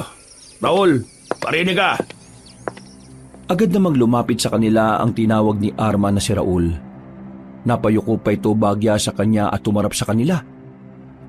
Ihatid mo sila Mang Gustin at Usting sa bahay nila. Siguraduhin mong ligtas mo silang may hahatid, ha? Utang natin ang buhay ng aking anak sa kanila. Napayuko lamang ang nagngangalang Raul at nagpatiuna sa sasakyan na walang kahit anong salita.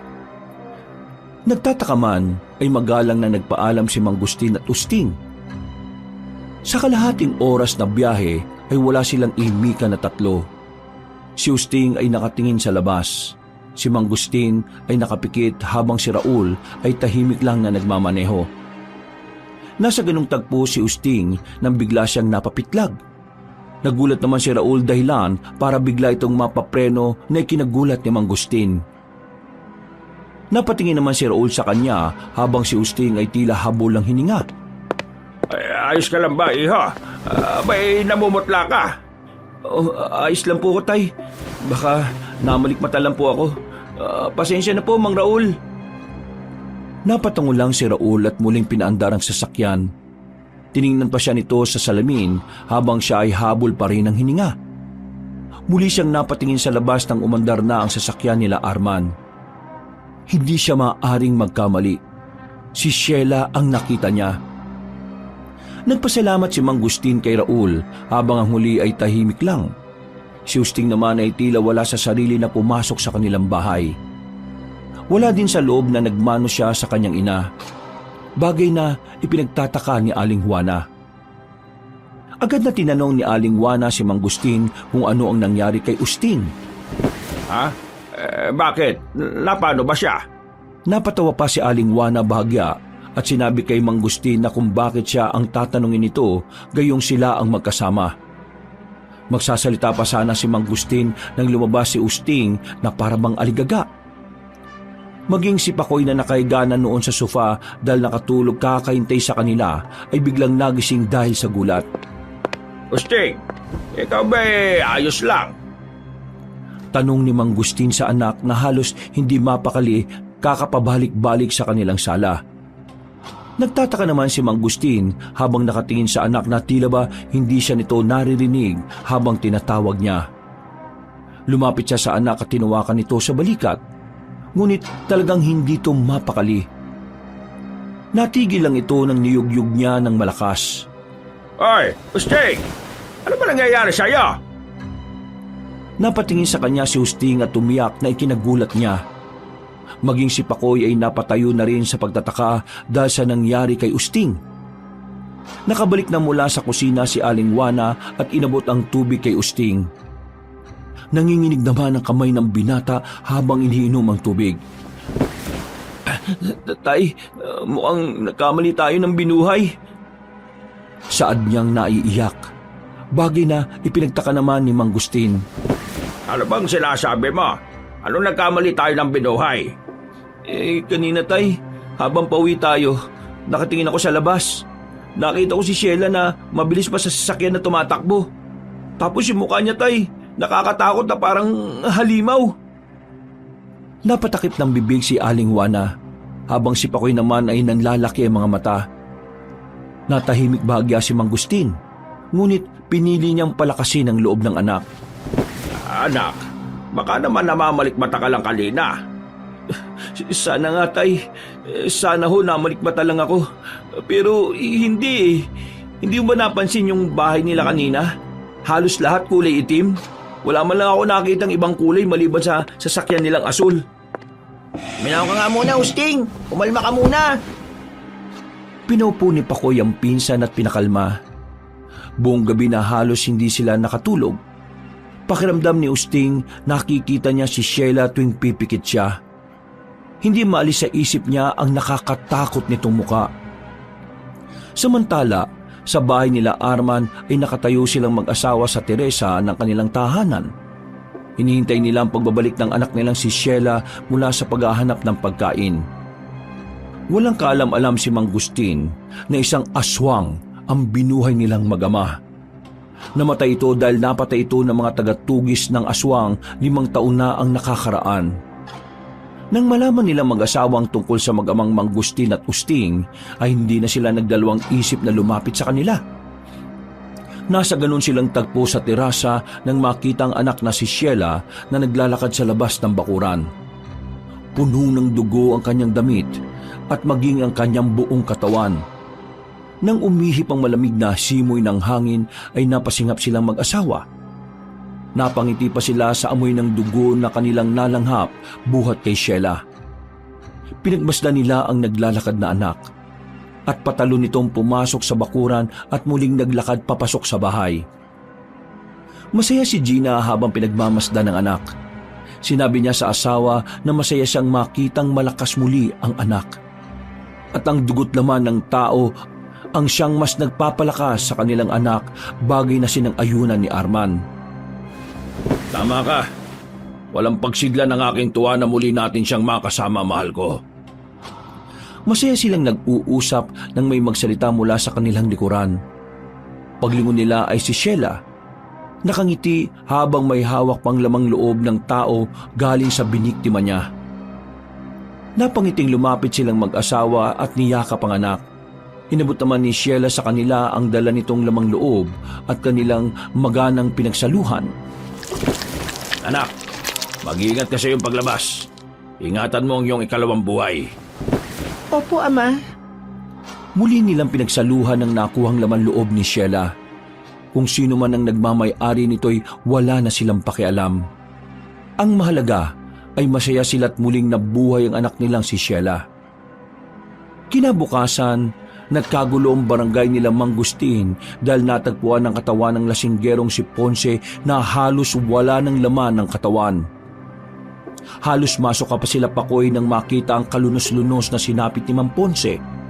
Kasalukuyan silang nasa bayan noon ni Usting at namimili ng kanilang mga kakailanganin sa loob ng kanilang bahay.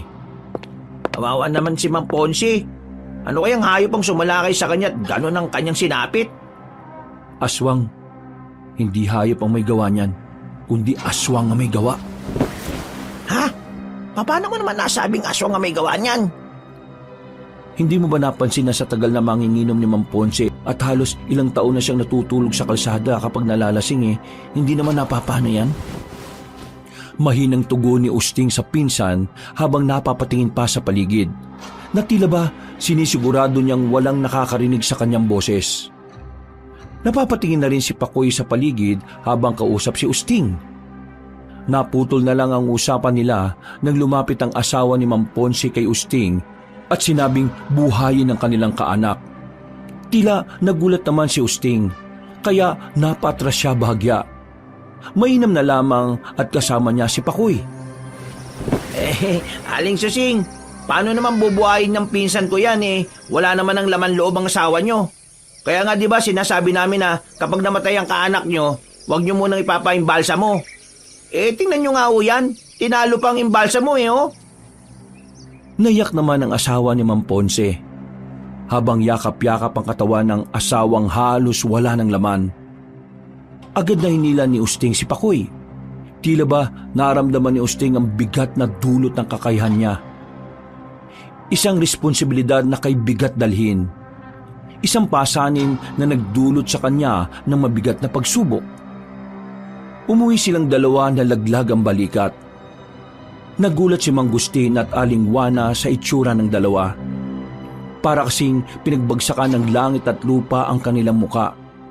Sabay pa silang napaupo sa bangko na gawa sa kahoy sa bakuran nila habang walang imik. Ano ba nangyayari sa inyo, Pakoy, Usting? Para kayo natalo sa sugal sa mga mukha ninyo, Si Pakoy ang nagsalita sapagkat nanatiling walang imik si Usting. Tay, wala na si Mang Ponce. Patay na siya. Halos sabay namang nagulat si Mang Gustin at Aling Juana sa kanilang narinig. Abay, tara na anak. Punta na natin si Paring Ponce. Saad ni Mang Gustin kay Usting. Ngunit nanatili lang na walang imik ang binata na ipinagtataka ni Mang Gustin at Aling Juana. Kaya si Pakoy na naman ang muling nagsalita. Tay, malabo na mabuhay si Mang Ponce. Wala na po yung laman loob niya. Dahil pa po inimbalsa mo yung katawan niya. Kinabahan naman si Aling Juana dahilan para umusal siya ng dasal. Napatingin naman si Usting sa ina. Mababakas ang lungkot sa mukha nito. Hindi hayop ang umatake kay Mang Ponce, Nay, kundi aswang. Ano ba yung sinasabi mo, anak? Tay, ang binuhay natin ay isang aswang. Maniwala ka, Tay. Napansin mo, Ilang taon na tayo dito pero wala namang nangyayaring ganito. Ngayon lang, Tay. Buhat ng binuhay natin si Sheila. Natigilan si Mang Gustin sa sinabi ni Usting. Naisip niyang marahil ay totoo nga ang sinasabi ng anak. Hindi siya umimik. Panandalian siyang tumahimik. Ngunit nang maisip niyang mukhang mabuting tao naman si Arman at Gina, ay sinabi niya sa anak na baka nagkamali lang ito. Tay, mahina bang pakiramdam ninyo? Ama si Pinsan, ang mainam mag-iingat na lang tayo. Natatakot ako para sa mga kapatid ko. Tay, wag naman sanang may mangyari sa amin na pamilya mo. Bago mo mapagtanto, na totoo sinasabi ko. Saad ni Usting sabay akyat sa itaas. Naiwang walang imik si Mang Gustin.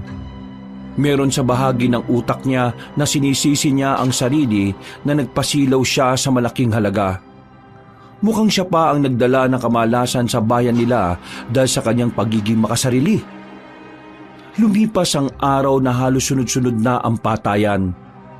May mga bangkay sa kanilang baryo na minsan ay mula pa sa karatig bayan.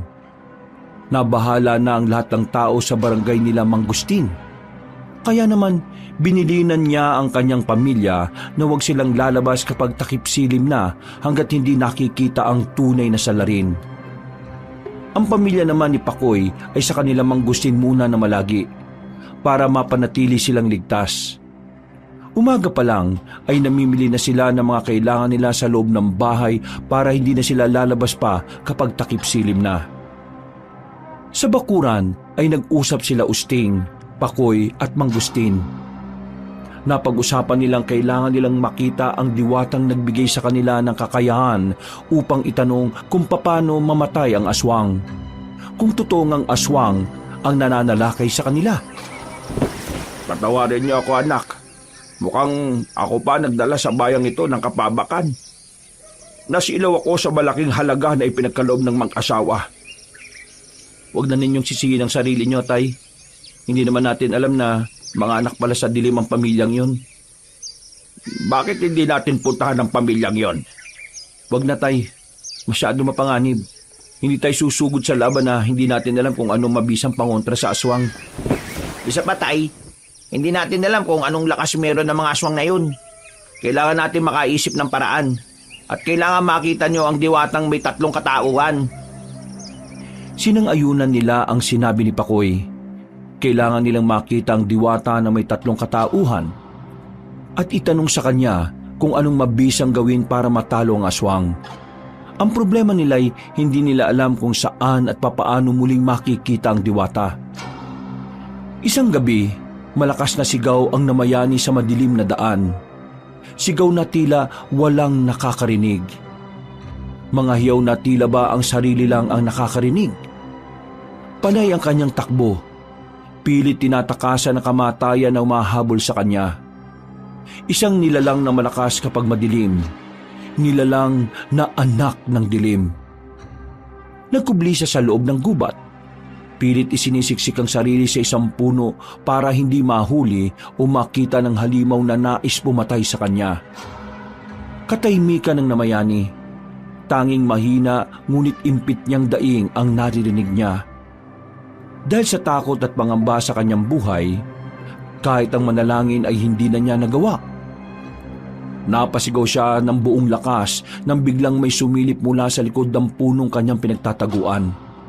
Isang nakakatakot na nilalang na nakasuot ng magarang kasuotan. Hindi niya malaman kung ito ay puti o pulang damit, o di kaya ay puti na nabahiran na ng dugo. Isinigaw na niya ang lahat ng kanyang makakaya, ngunit tila ba ang gabing yon na talaga ang kanyang katapusan. Marahil ay hanggang doon na lang ang ilaw ng kanyang kandila at tuluyan na nga itong naupos. Wala na siyang nagawa ng kagatin siya ng demonyong nagtatago sa magarang damit. Winakwak ang kanyang katawan at kinuha ang kanyang laman loob. Ang huli na lang niyang naisip ay ang kanyang pamilya. Masayang-masaya si Sheila habang kinakain ng laman loob ng kanyang biktima. Para sa kanya, mas masarap sana kung sariwa pa ang mga laman loob katulad ng sasanggol o bata. Ngunit pagtsatsagaan na lamang niya ito. kesa naman sa hindi siya makakain. 5 taon nang nakalipas buhat nang siya ay mapatay, kaya nung siya ay nabuhay, ay naramdamang muli niya ang pagkauhaw at pagkasabik sa dugo't laman ng tao. Napahinto siya na may sasakyang kulay asul na pumarada sa di kalayuan. Napatayo pa siya habang hawak sa magkabilang kamay niya ang mga laman loob ng kawawang biktima. Hindi lang siya umimik nang makita ang kanyang mga magulang na papalapit sa kanya. Anak, Sheila, halika na anak. Umuwi na tayo. Baka may makakita pa sa'yo dito. Raul, kunin mo ang dala nating lalagyan. Ilagay mo ang mga laman loob ng madala natin pauwi. Agad namang sumunod si Raul. Kinuha nito ang lagayan at dinala sa kinaroroonan ng biktima.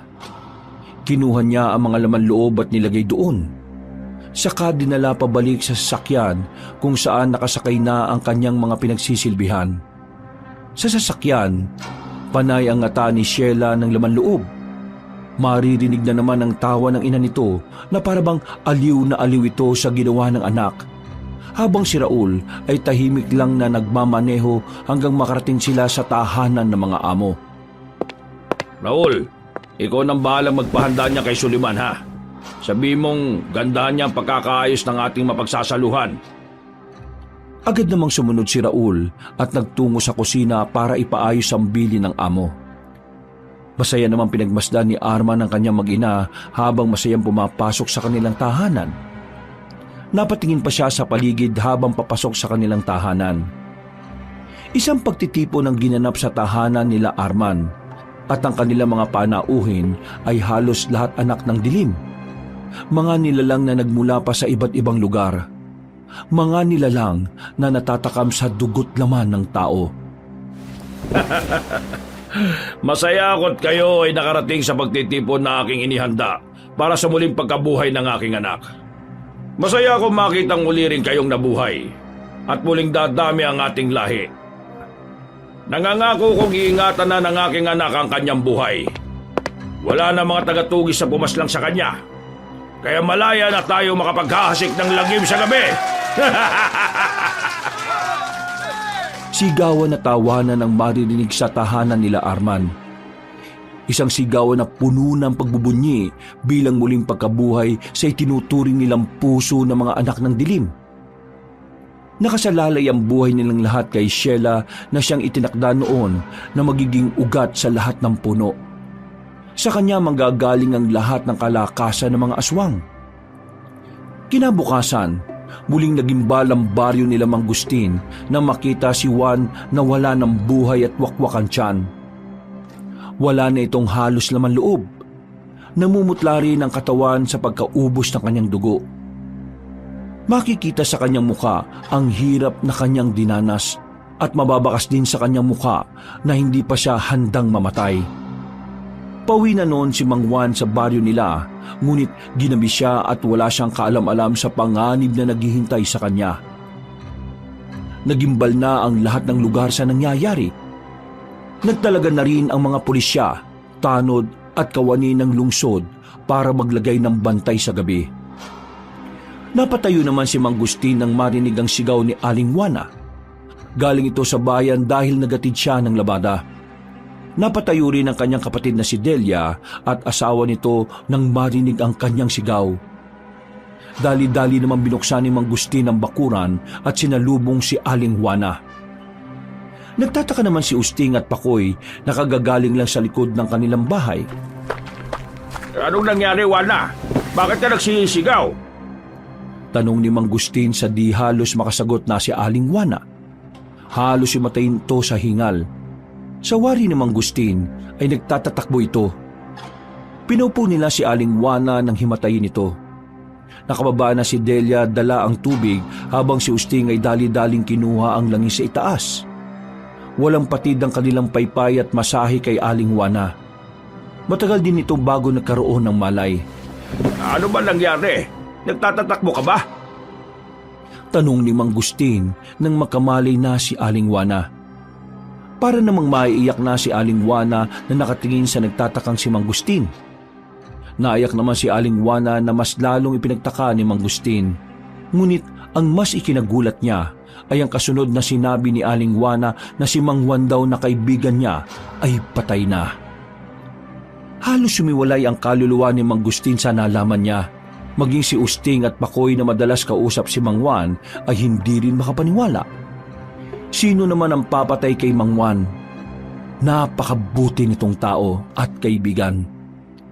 Napakamasayahin pa nito na akala mo ay walang problemang dinadala sa buhay.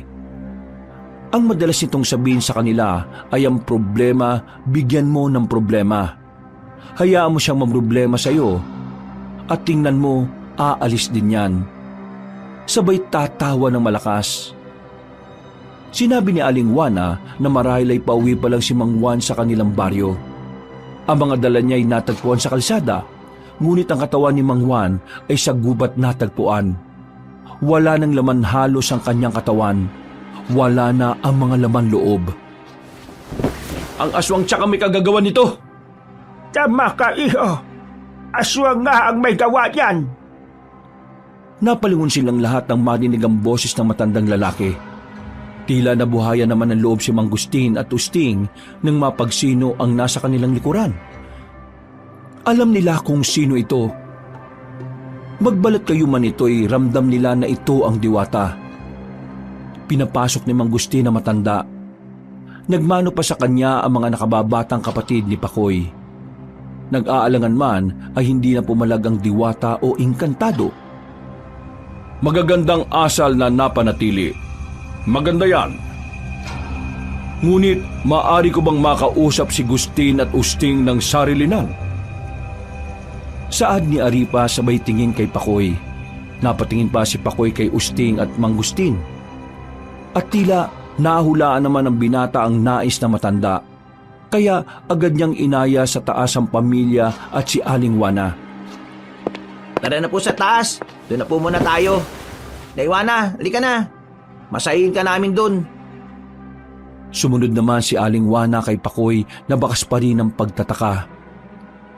Tinanong pa niya ang binata kung sino ang bisita na kanyang mag-ama.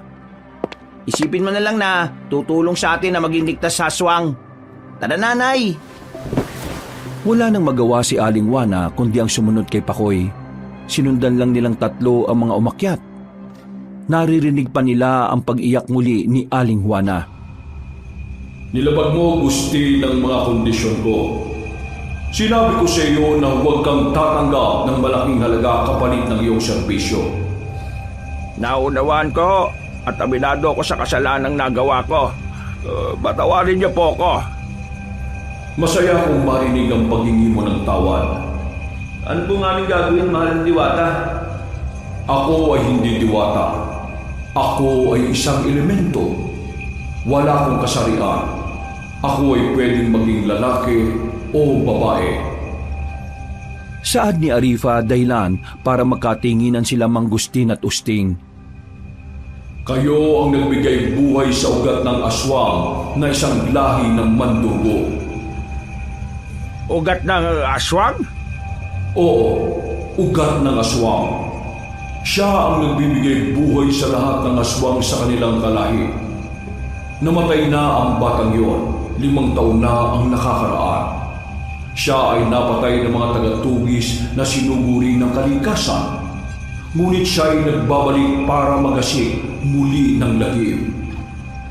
Nagkatinginan lamang ang mag-ama. Hindi nila akalain na aswang ang kanilang binuhay. Kaya pala sa simula pa lang ay kakaiba na ang mag-asawa. Maging ang kanilang tahanan na halos kulay itim lahat ang kulay. Humanda kayo sa kabilugan ng buwan, magkahasik na sila ng kasamaan. Kahit nakasarado ang mga bahay ay kanilang papasukin. Ngayon pa lang maganda na kayo. Bawat bahay ay kailangang may mga pangontra sa kanilang pintuan at bintana. Isinalaysay lahat ni Arifa ang pwedeng mga gawin para maging ligtas sa mga mamamayan. Sa kabilugan ng buwan, wala na dapat lalabas. Lahat sila ay dapat nasa kanilang mga tahanan na. Kailangan bawat lalaki ay titipunin para sila ang maging pinuno sa bawat tahanan. Manguha sila ng mga kawayan at gawing bangkaw at ilagay ito sa palibot ng bahay at lagyan ng krus na gawa sa dahon ng niyog ang pinto. bintana o ano pang parte ng bahay na pwedeng lusutan ng aswang. Siguraduhin may bendisyon ng mga krus na dahon ng nyog para mas mabisa. Kailangan din maglagay ng mga tinik ng suha lalo na kung may mga nagdadalang tao sa isang tahanan. Bago lumusob sa baryo ang mga aswang, ay uunahan na natin sila sa malaking bahay sa gitna ng gubat, kung saan binuhay ninyo ang kanilang ugat o daluyan ng buhay. Huwag matakot. Magpapadala ako ng mga sinugo ng kalikasan para tumulong. Ngunit kayong mag-ama, dapat nakatuon sa kanilang ugat na inyong binuhay. Bibigyan ko kayo ng lakas para matalo siya, ngunit sa isang kondisyon. Ano po ang kondisyon?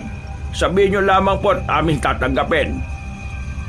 Bilang kaparusahan sa hindi pagsunod sa aking mga inutos na dapat gawin, ay aalisin ko ang inyong kakayahang makabuhay ng patay. Kasalanan ko at ako'y nabulag sa alaga. Tatanggapin ko po ang inyong parusa. Pagkawika noon ni Mang Gustin ay biglang nawala si Arifa. Nagkatinginan pa silang mag-ama at agad na nagpasya na kausapin ang kanilang mga kababayan. Wala silang sinayang na oras. Sila ay nagtipon-tipon at pinag-usapan ang kanilang plano. Mainam na lang ay pumayag ang lahat para sa kanilang pamilya. Kinabukasan, naging abala ang lahat sa paggawa ng mga pananggalang at pangontra. Ang mga kalalakihan ay abala sa pangunguha ng mga kawayan habang ang mga kababaihan ay nagkakabit ng mga tinik ng suha at mga krus na gawa sa nyug. Isa-isa rin binindisyonan ng kanilang kuro paroko ang mga krus. At ang mga mamamayan na hindi masyadong matibay ang tahanan ay sa simbahan panandaliang nakituloy hanggang matapos ang laban.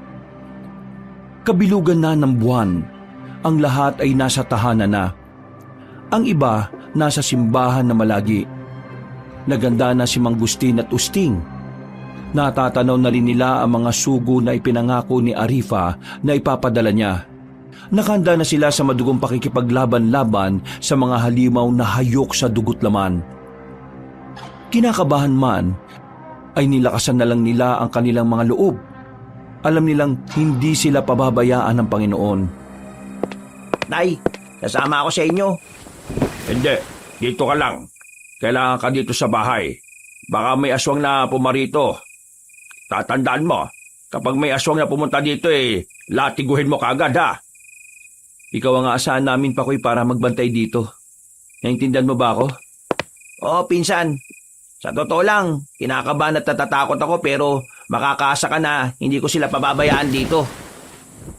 Saad ni Pakoy, si Aling Juana naman ay binilinan ang mag-ama na mag-ingat sa kanilang pupuntahan.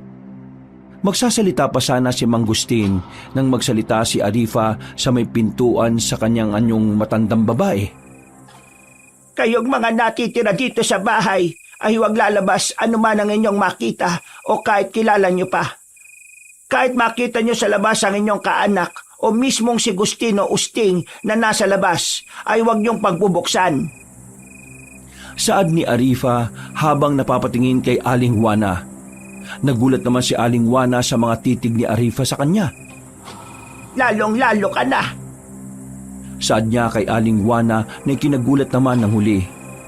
Nagtanong pa siya kung bakit siya ang itinuro ni Arifa. Masyado kang malambot. Kapag nagpalinlang ka sa anumang makikita mo, mamamatay kayong lahat dito. Mamamatay ka. Kaya narito ko para balaan ka. Dahil nakita ko sa aking pangitain na bubuksan mo ang pinto. Dahil sa iyong katigasan ng ulot katangahan, ay mamamatay ka at ang inyong pamilya. Napatingin naman silang lahat kay Aling Juana, habang ang huli ay mababakas pa rin ang pagkagulat sa kanyang mga mata. Maniwala ka. Ikaw ang magpapahamak sa mga kasamahan mo. Madali kang malinlang. Kaya kung papayag kay, itatali kita at tatakpan ko ang iyong mga mata at ang iyong tenga hanggang matapos ang labanan. Natawa pa bahagya ang ginang sa katinanong si Arifa kung sino ba ito para pagsabihan siya ng ganon. Hindi siya sinagot ni Arifa, bagkus hinawakan siya nito sa kanyang kamay. Napapikit si Aling Juana at nakita niya ang isang pangitain na pinakita ni Arifa sa pamamagitan ng utak nito. Nakita niya si Usting sa labas na humihingi ng tulong. Sugatan nito at puno ng dugo ang katawan. Nakita niya kung paano siya pinigilan ni Pakoy, ngunit matigas ang kanyang ulo. Binuksan niya ang pinto at bumungad ang mga nilalang na nakakatakot. Nakita niya kung paano paslangin ng mga aswang ang kanyang mga kasama sa bahay at maging siya. Hinihingal si Aling Juana nang alisin ni Arifa ang kanyang kamay. Napayak siya habang sinasabing papayag na siyang itali at takpa ng mga mata at tenga niya. Ang puso ng isang mapagmahal na ina o asawa ay madaling malinlang. Dahil ang wagas na pag-ibig ay nakakatanga minsan. Kaya tatakpan ko ang mata at tenga ng isang mapagmahal na ina at asawa. Ilagay mo siya iho sa loob ng silid at lalagyan ko ng mahika na hindi niya maririnig o makikita ang mapanlinlang na mga halimaw. Ang aparador sa sala ang naisip ni Pakoy na paglalagyan ni Aling Juana. Mainam umano doon at natatanaw niya lang ang ginang. Pinasok nila si Aling Juana sa aparador at dinasalan ni Arifa. Matapos dasalan ay isa-isa silang binigyan ng diwata ng mga pananggalang laban sa aswang. Pagkunway nawala siyang bigla na ikinagulat ng pamilya ni Pakoy. Tayo na, anak. Pagpalain na wahat tayo ng Panginoon. Opo, tay. Alam kong hindi niya tayo pababayaan. Bakoy, ikaw ang bahala sa pamilya natin, ha? Ikaw ang inaasahan ko na magbabantay sa kanila. Opo, tay. Mag-iingat po kayo. Umalis na sila upang magtungo sa gubat. Natatanaw pa nila ang ibang mga sinugo na naghihintay sa kanila sa labas. Nang makababa na sila'y agad silang umalis patungo sa gubat. Tahimik lang silang nakamasid sa malaking bahay. Hindi nila alam kung gaano karami ang kanilang mga makakalaban. Tanging tiwala na lamang sa Panginoon ang kanilang baon. Hindi man sila tulad ng mga sinugo ng mga antingero at antingera na may kapangyarihang tinataglay, ay alam nilang di sila pababayaan ng Diyos. Napatingin sila sa kalangitan. Ilang minuto na lang ay lalabas na ang buwan. Usting, kung ano ang iyong ibinigay sa batang aswang, ay siya rin yung babawiin. Huwag ka matakot. Kami ng aking mga sinugo ay susunod sa inyo.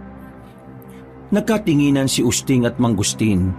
Mababa ka sa kanilang muka ang kaba, ngunit nababanaag rin ang pagiging porsigido nila na mabawi anuman ang kanilang ibinigay. Hinawakan ni Mangustin ang kamay ni Usting at sinabing sila ay mananalangin. Sabay pa sila halos pumikit at si Mangustin ang umusal ng dasal. Aba, higit kayong makapangyarihan sa lahat. Patawad at ako'y nasilaw sa pera. Ngunit ako po ay nagpapakumbaba at lumuluhod para humigit ang tawad. Diyos ko, bigyan mo po kami ng lahat ng lakas na nagmumula sa inyo para aming magapi ang kadiliman. Salamat po, Ama, sa tanging pangalan ni Jesus na inyong anak. Amen. Matapos manalangin ay sinenyasan na ni Mangustin si Usting na susugod sila. Hindi pa man sila nakakatayo ay may narinig silang iyakan ng mga bata. Nanlalaki ang mga mata nila nang makita ang mga batang nakapila. Habang si Sheila ay nakatayo sa kanilang teresa, mas lalong tumapang si Usting na iligtas sa mga bata. Mas sinigpitan niya ang bigkis ng kanyang pananampalataya na di sila pababayaan ng Panginoon. Tara na, anak. Kaya natin to. Kasama natin ang Panginoon, tay. Wala tayong dapat na ikatakot. Lumabas na sila at pumasok sa malaking bakod. Mabilis namang nakasunod ang mga sinugo. Magaling silang kumilos. Mabilis ngunit tahimik. Nang makapasok na sila'y agad silang nagkubli sa puno na nasa loob ng bakuran. Pinagmamasdan nila kung gaano karami ang mga aswang. Napatingin sila sa tirasa nang magsalita ang ama ni Sheila. Ang mahal naming kalahi, makinig kayo lahat. Masaya ako sa inyong pagdalo sa ating munting salo-salo. Pagmasdan nyo itong mga bihag. Sila ang aking inihanda bilang pasasalamat sa panibagong buhay niyong lahat. Malakas na hiyawan ang madidinig sa paligid. May mga alulong pa na di nila alam kung aso ang may likha o ang mismong mga aswang. Nasa ganun silang tagpo nang may humawak sa kanilang likod. Muntik pa silang mapasigaw, ngunit agad silang sinenyasan nito na huwag maingay. Nang maaninag nila kung sino ang taong yun sa likod nila, ay nagulat sila dahil ito ay walang iba kundi si Raul. Humingi siya ng tulong na iligtas siya at ang kanyang anak laban sa aswang. Sila pala umano ang nagmamay-ari ng bahay na inangkin ni Arman at Gina. At para hindi sila patayin ng aswang, ay nangako silang pagsisilbihan nila ito. Labag man sa kanilang kalooban, aniya kapag may pulang bandana sa magkabilang balikat ang kanilang makikita sa loob ng bahay, ay yun ang kanyang pamilya. Palatandaan umano yun na hindi sila kalaban. At palatandaan din yun para hindi sila galawin ng mga aswang. Binigay niya ang lahat ng detalye sa loob ng bahay. Bagay na ipinagpasalamat ni Mang Gustin. Agad na pinadala ni Mang Gustin ang mensahe sa ibang sinugo. Bagay na kanilang naunawaan. Sinabihan niya si Mang Raul na puntahan ang pamilya at sabihing magsisimula na ang laban. At ilagay sila sa isang ligtas na lugar. Nalalapit na ang pagsibol ng buwan at ang ating mga bihag ay maaari na niyong tikman. Konting panahon na lang aming mga kalahi. Mukhang nakakasiya at kayo Napatingin naman lahat sa kanila at nagmistula sila mga pusa habang umaatras. Napangiti naman si Mang Gustin na nakatingin sa kanila. Bakit gulat na gulat kayo? Gustin, napadalaw ka, kaibigan. May gusto lang akong bawiin at makita. Kumusta na yung anak mo? Titigan mo na ng mabuti dahil mamaya babawi ako na yan ng buhay. Hindi ako papayag na mahawakan niyo ang anak ko. Saad ni Arman at napatingala sa langit na parabang hinihintay ang paglabas ng buwan. Si Gina naman na kanyang asawa ay niyakap ang kanyang anak. Huwag mo na hintayin ng buwan. Hindi lalabas yan. Kaibigan kasi ng diwatang kasama namin ng diwata ng buwan. Kaya kung ako sa inyo, bitiwan at pakawalan na ninyo ang mga bihag. Saad ni Usting, sabay latigo sa mga aswang. Nagsigawan naman ng mga bata kasabay ang paglabas ng mga sinugo ng kalikasan. Tinipon ng mga antingera ang mga bihag sa isang ligtas na lugar. Nilagyan ng selyo para hindi magalaw ng aswang. Nakipagsagupaan sila sa anak ng dilim. Hindi nila hinayaang makapagpalit anyo ang mga ito. Tay, ako na bahala sa mag-asawa. Ikaw na bahala sa anak nila. Ayaw mo ba sila, anak? Ang bata nga na ibinigay ko sa inyo at nang di ka atakihin sa Rayuma. Kaya ko na to, Tay. Malakas pa ang mga buto ko. Ikaw ang maganda. Ihanda mo yung tuhod mo. Mabilis tumakbo yung aswang na yon. Nakasar ka pa. Sige na, ako nang bala sa batang aswang. Basta huwag ka rarayumahin Ikaw din. Saad ni Usting sabay takbo paakyat. Nakatanaw naman si Arman at Gina sa mga naglalaban na mula sa itaas na parang Diyos. Itinaas ni Mang Gustin ang kanyang latigo na nakatapat kay Sheila. Agad namang hinawakan ni Gina ang anak. Hayaan mo akong lumaban sa kanya, ina. Naamoy kong mahina siyang nilalang. Hayaan mo akong ipalapa ko siya sa ating mga kalahi. Saad ni Sheila at tumanda na para tumalon. Nang makita ni Mang Gustin na tila handa na si Sheila, ay inihanda na rin niya ang kanyang sarili. Ngunit walang kaalam-alam si Mang Gustin na sumapi sa katawan niya ang elementong si Arifa. Pagkababa ni Sheila mula sa terasa sa taas ng kanilang bahay, ay agad siyang sumugod kay Mang Gustin. Ngunit di pa man siya nakakalapit ay tinamaan na siya ng hagupit ng latigo. Dahilan para mapahiyaw siya ng malakas. Anak! Sigaw ni Arman na akto ng tatalon, ngunit di natuloy dahil pinigilan sila ni Usting. Hoy, saan ka pupunta? Tatalong ka ba? Bumalik ka dito! Ako ang harapin yung dalawa! Saad ni Usting, at walang habas na nilatigo ang dalawa. Napasigaw si Arman at Gina na ikinalingon ni Sheila. Para siyang pusang galit habang napapatingin sa mga magulang na nakikipagpambuno kay Usting. Bago pa man siya makabalik, ay may pumulupot na lubid sa kanyang paa. Napasigaw na lamang siya nang hilahin siya nito. Batang pasaway! Ayaw magtutuos! Pagbabayaran mo ang ginawa mo sa kaibigan ko si Juan! Bitiwan mo ako, matandang kuklaman! Huwag mong hintayin tanggalin ko ang mga laswag mong laman loob at ipakain ko sa mga kalahi ko! Talaga ba? Alika, tignan natin ang pinagyayabang mong lakas. Baka ang hukluban na ito ang papatay sa'yo at ipakain ka sa mga kalahi mo. Ang dami mong pinatay, halimaw ka! Saad ni Mang Gustin kay Sheila na nagbago na ng boses. Nahawakan niya ang mukha ng dalaga ngunit sinipa siya nito dahilan para tumilapon siya palayo. Napalingon si Sheila sa kanyang magulang at akto ng lilipad ngunit tila may pumigil sa kanya. Pagtingin niya sa kanyang mga paa ay 2 lubid na ang nakatali. Napasigaw siya nang hilahin siya nito muling pababa at walang haba siyang binalibag ni Mang Gustin sa puno. Saan ka pupunta? Hindi pa tayo tapos na mag-usap? Wala kang galang? Magbabayad ka sa oras na makaalis ako dito! Papatayin kita! Gawin mo kung kaya mo! Saad ni Mang Gustin, sabay hagupit kay Sheila. Impit na namimilipit ang dalaga sa sakit ng latigo ngunit tumayo pa rin ito at sinugod si Mang Gustin. Nakailag si Mang Gustin sa pagsugod ng dalaga. Nagtataka naman si Sheila kung paano nailaga na matanda ang kanyang pagsugod. Gayong naamoy niyang isang ordinaryong tao lamang ito. Paano mo nailagan ang mga sugod ko, matandang hukluban? Ewan, hindi ko alam. O baka naman, ikaw lang ang mahila. Tiimang bagang ni Sheila na tumingin kay Mang Gustin. Naaliw naman na matanda sa gigil na nakikita niya sa kaharap. Gusto niya itong magalit ng gusto para mapagod kakasugod sa kanya. At kapag napagod na ang dalagita, ay sa kanya babawiin ang buhay na pinagkaloob niya. Ala, galit ka na ba, iha?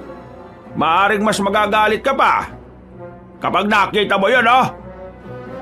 Saad ni Mang Gustin sabay turo sa Teresa, kung saan napatay na ni Usting ang kanyang mga magulang. Dilat ang mga mata ng putol na ulo ng kanyang mga magulang habang hawak ito ni Usting. Nanlalaki ang mga mata ni Sheila at tila ba magbabagong anyo na ito.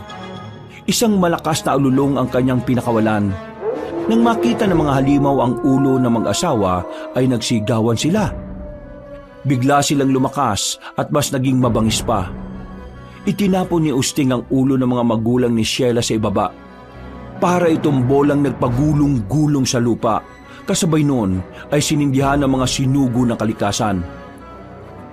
Napasigaw ng malakas si Sheila. Namumula ang kanyang mga mata at tumaba ang kanyang mga kuko. Nagulat si Usting sa kanyang nakita. Hindi niya akalain na ganun kalakas ang dalaga. Samantalang si Mang Gustin ay kalmado lang na nakatingin sa kaharap. Yan! Yan ang anyong hinihintay ko! Madugong laban para sa madugong gabi! Saad ni Mang Gustin na walang kamalay-malay na si Arifa na ang nasa loob ng kanyang katawan. Naganda na si Mang Gustin na lumaban. Samantalang si Usting ay akto ng bababa para tulungan ng ama na may humarang sa kanyang daraanan. Mang Raul, bakit kayo naririto? Masyado mapanganib sa lugar na to. Saad niya sa katiwala ng mga aswang. Napangiti naman si Mang Raul kasama ang kanyang pamilya na ipinagtaka ni Usting. Napatingin siya sa magkabilang balikat ngunit walang mga pulang benda katulad ng kanyang sinabi. Naganda si Usting nang biglang sumugod ang mga ito.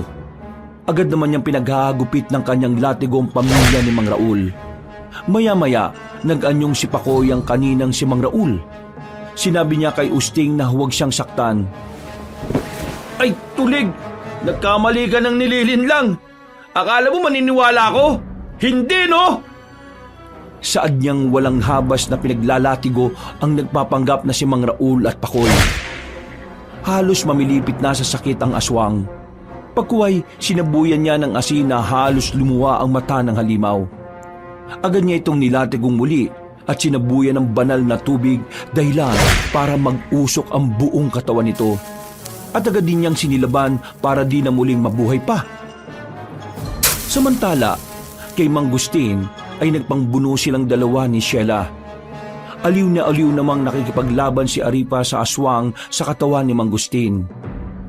Panay ang kanyang tawa habang nakikipaglaban. Alo, iha! Yan na ba ang pinakamalakas mong banat?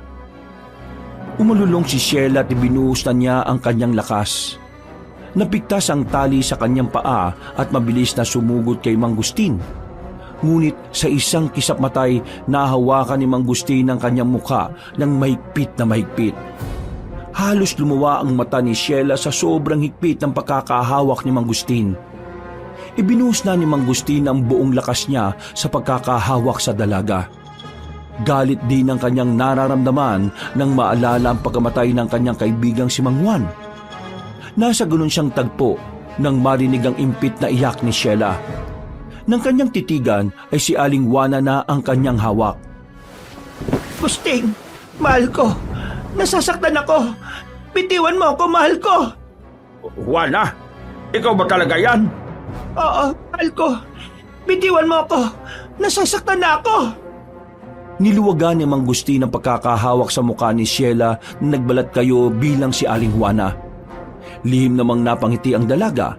Ngunit nagulat na lang siya nang muling hinigpitan ni Mang Gustin ang pagkakahawak sa pisngi niya, bagay na kanyang ikinangiwi. Ha? Akala mo ba malilinlang mo ko? Pues hindi! Dahil ang asawa ko, kahit kailan, hindi ako tinawag na mahal ko. Ano man ang tawagan namin, kami lang ang nakakaalam. Kaya, magpaalam ka na sa katawan mong halimaw ka! Saad ni Mang Gustin, sabay hagod sa likod ni Sheila pataas. Tila ba may hinihila siya palabas sa katawan ng dalaga. Bahagyan niyang inilapit sa bibig ng dalaga ang kanyang bibig at tila hinigop ang hangin palabas sa katawan ni Sheila. Sumigaw si Sheila ng buong lakas. Nanlalaki ang kanyang mga mata at animoy nawala ng lakas ang kanyang katawan. Para siyang gulong ng bisikleta na nawala ng hangin dahilan para maging lantang gulay siya. Napasigaw ang mga aswang na natira na parabang nauubusan sila ng hangin sa katawan. Ang iba'y gumagapang papalabas sa malaking bahay, ngunit agad na sinilaban ng mga sinugo. Nagkalat ang dugo at katawang patay sa gabing yun. Ang katawan ni Sheila ay nagmistulang nilamukos na papel dahil sa pagkakaupos. Napaupo si Mang Gustin nang lumabas si Arifa sa kanyang katawan. Dali-dali namang lumapit si Usting sa ama. Tay! Tay! Ang galing nyo! Parang wala kayong rayuma kung makipaglaban kanina. Loko ka talaga. Parang hindi ako nakikipaglaban kanina, anak. Hindi ko akalain na matatalo ko yung aswang na yon. Pakiramdam ko sinapian ako. Ay naku tay, kung sino man ang sumapi sa inyo, salamat sa kanya. Tama ka, anak. Hindi talaga tayo pinababayaan ng Diyos. Hay, nako, salamat din sa mga sinugo ng diwata. Tinipon nila ang mga katawan ng aswang at saka sinilaban. Siniguro nilang walang naiwan ng aswang sa paligid. Ang mga bihag ay pinauwi sa kani-kanilang pamilya. At ang pamilya ni Mang Raul ay pinalaya ni Arifa mula sa sumpa ng mga aswang. Siniguro pa ni Mang Gustin kung hindi ba talaga aswang ang pamilya niya. Bagay na ikinatawa ni Mang Raul. Aniya, lilinisin nila ang kanilang tahanan at ibabalik ang dati nitong ganda. At ang kanyang mga santo na nakatambak sa kanilang sikretong silid ay ilalabas niyang muli ang mga yon. Nagpasalamat din si Mang Raul kay Usting at Mang Gustin at sinabing magiging bukas ang kanyang tahanan para sa lahat. Muli nilang ibabalik ang makukulay nitong paligid at muling pabibindisyonan para muling manahan ang Panginoon sa kanilang tahanan. Dahil dyan naniniwala na ako. Saad ni Mang Gustin na ikinatawa nila. Nagpaalam na sila sa pamilya at sinabing babalik sila para tumulong sa pagtatanim ng mga bulaklak. Bagay na ipinagpasalamat ni Mang Raul. Umalis na sila kasama ang iba pang mga sinugo at si Arifa sa anyong paru-paro. Pagdating sa bayan ay nagpasalamat ang mag-ama sa mga sinugo at kay Arifa. Tulad ng ating napagkasunduan, binabawi ko na ang inyong angking galing. Salamat sa inyong kabutihan. At dahil dyan, ay ginagantimpalaan ko kayo. Sa inyong silid ay may isang ginto. Kunin mo at ibenta mo para gumanda ang inyong buhay nang hindi na kayo kutsain ng sinuman.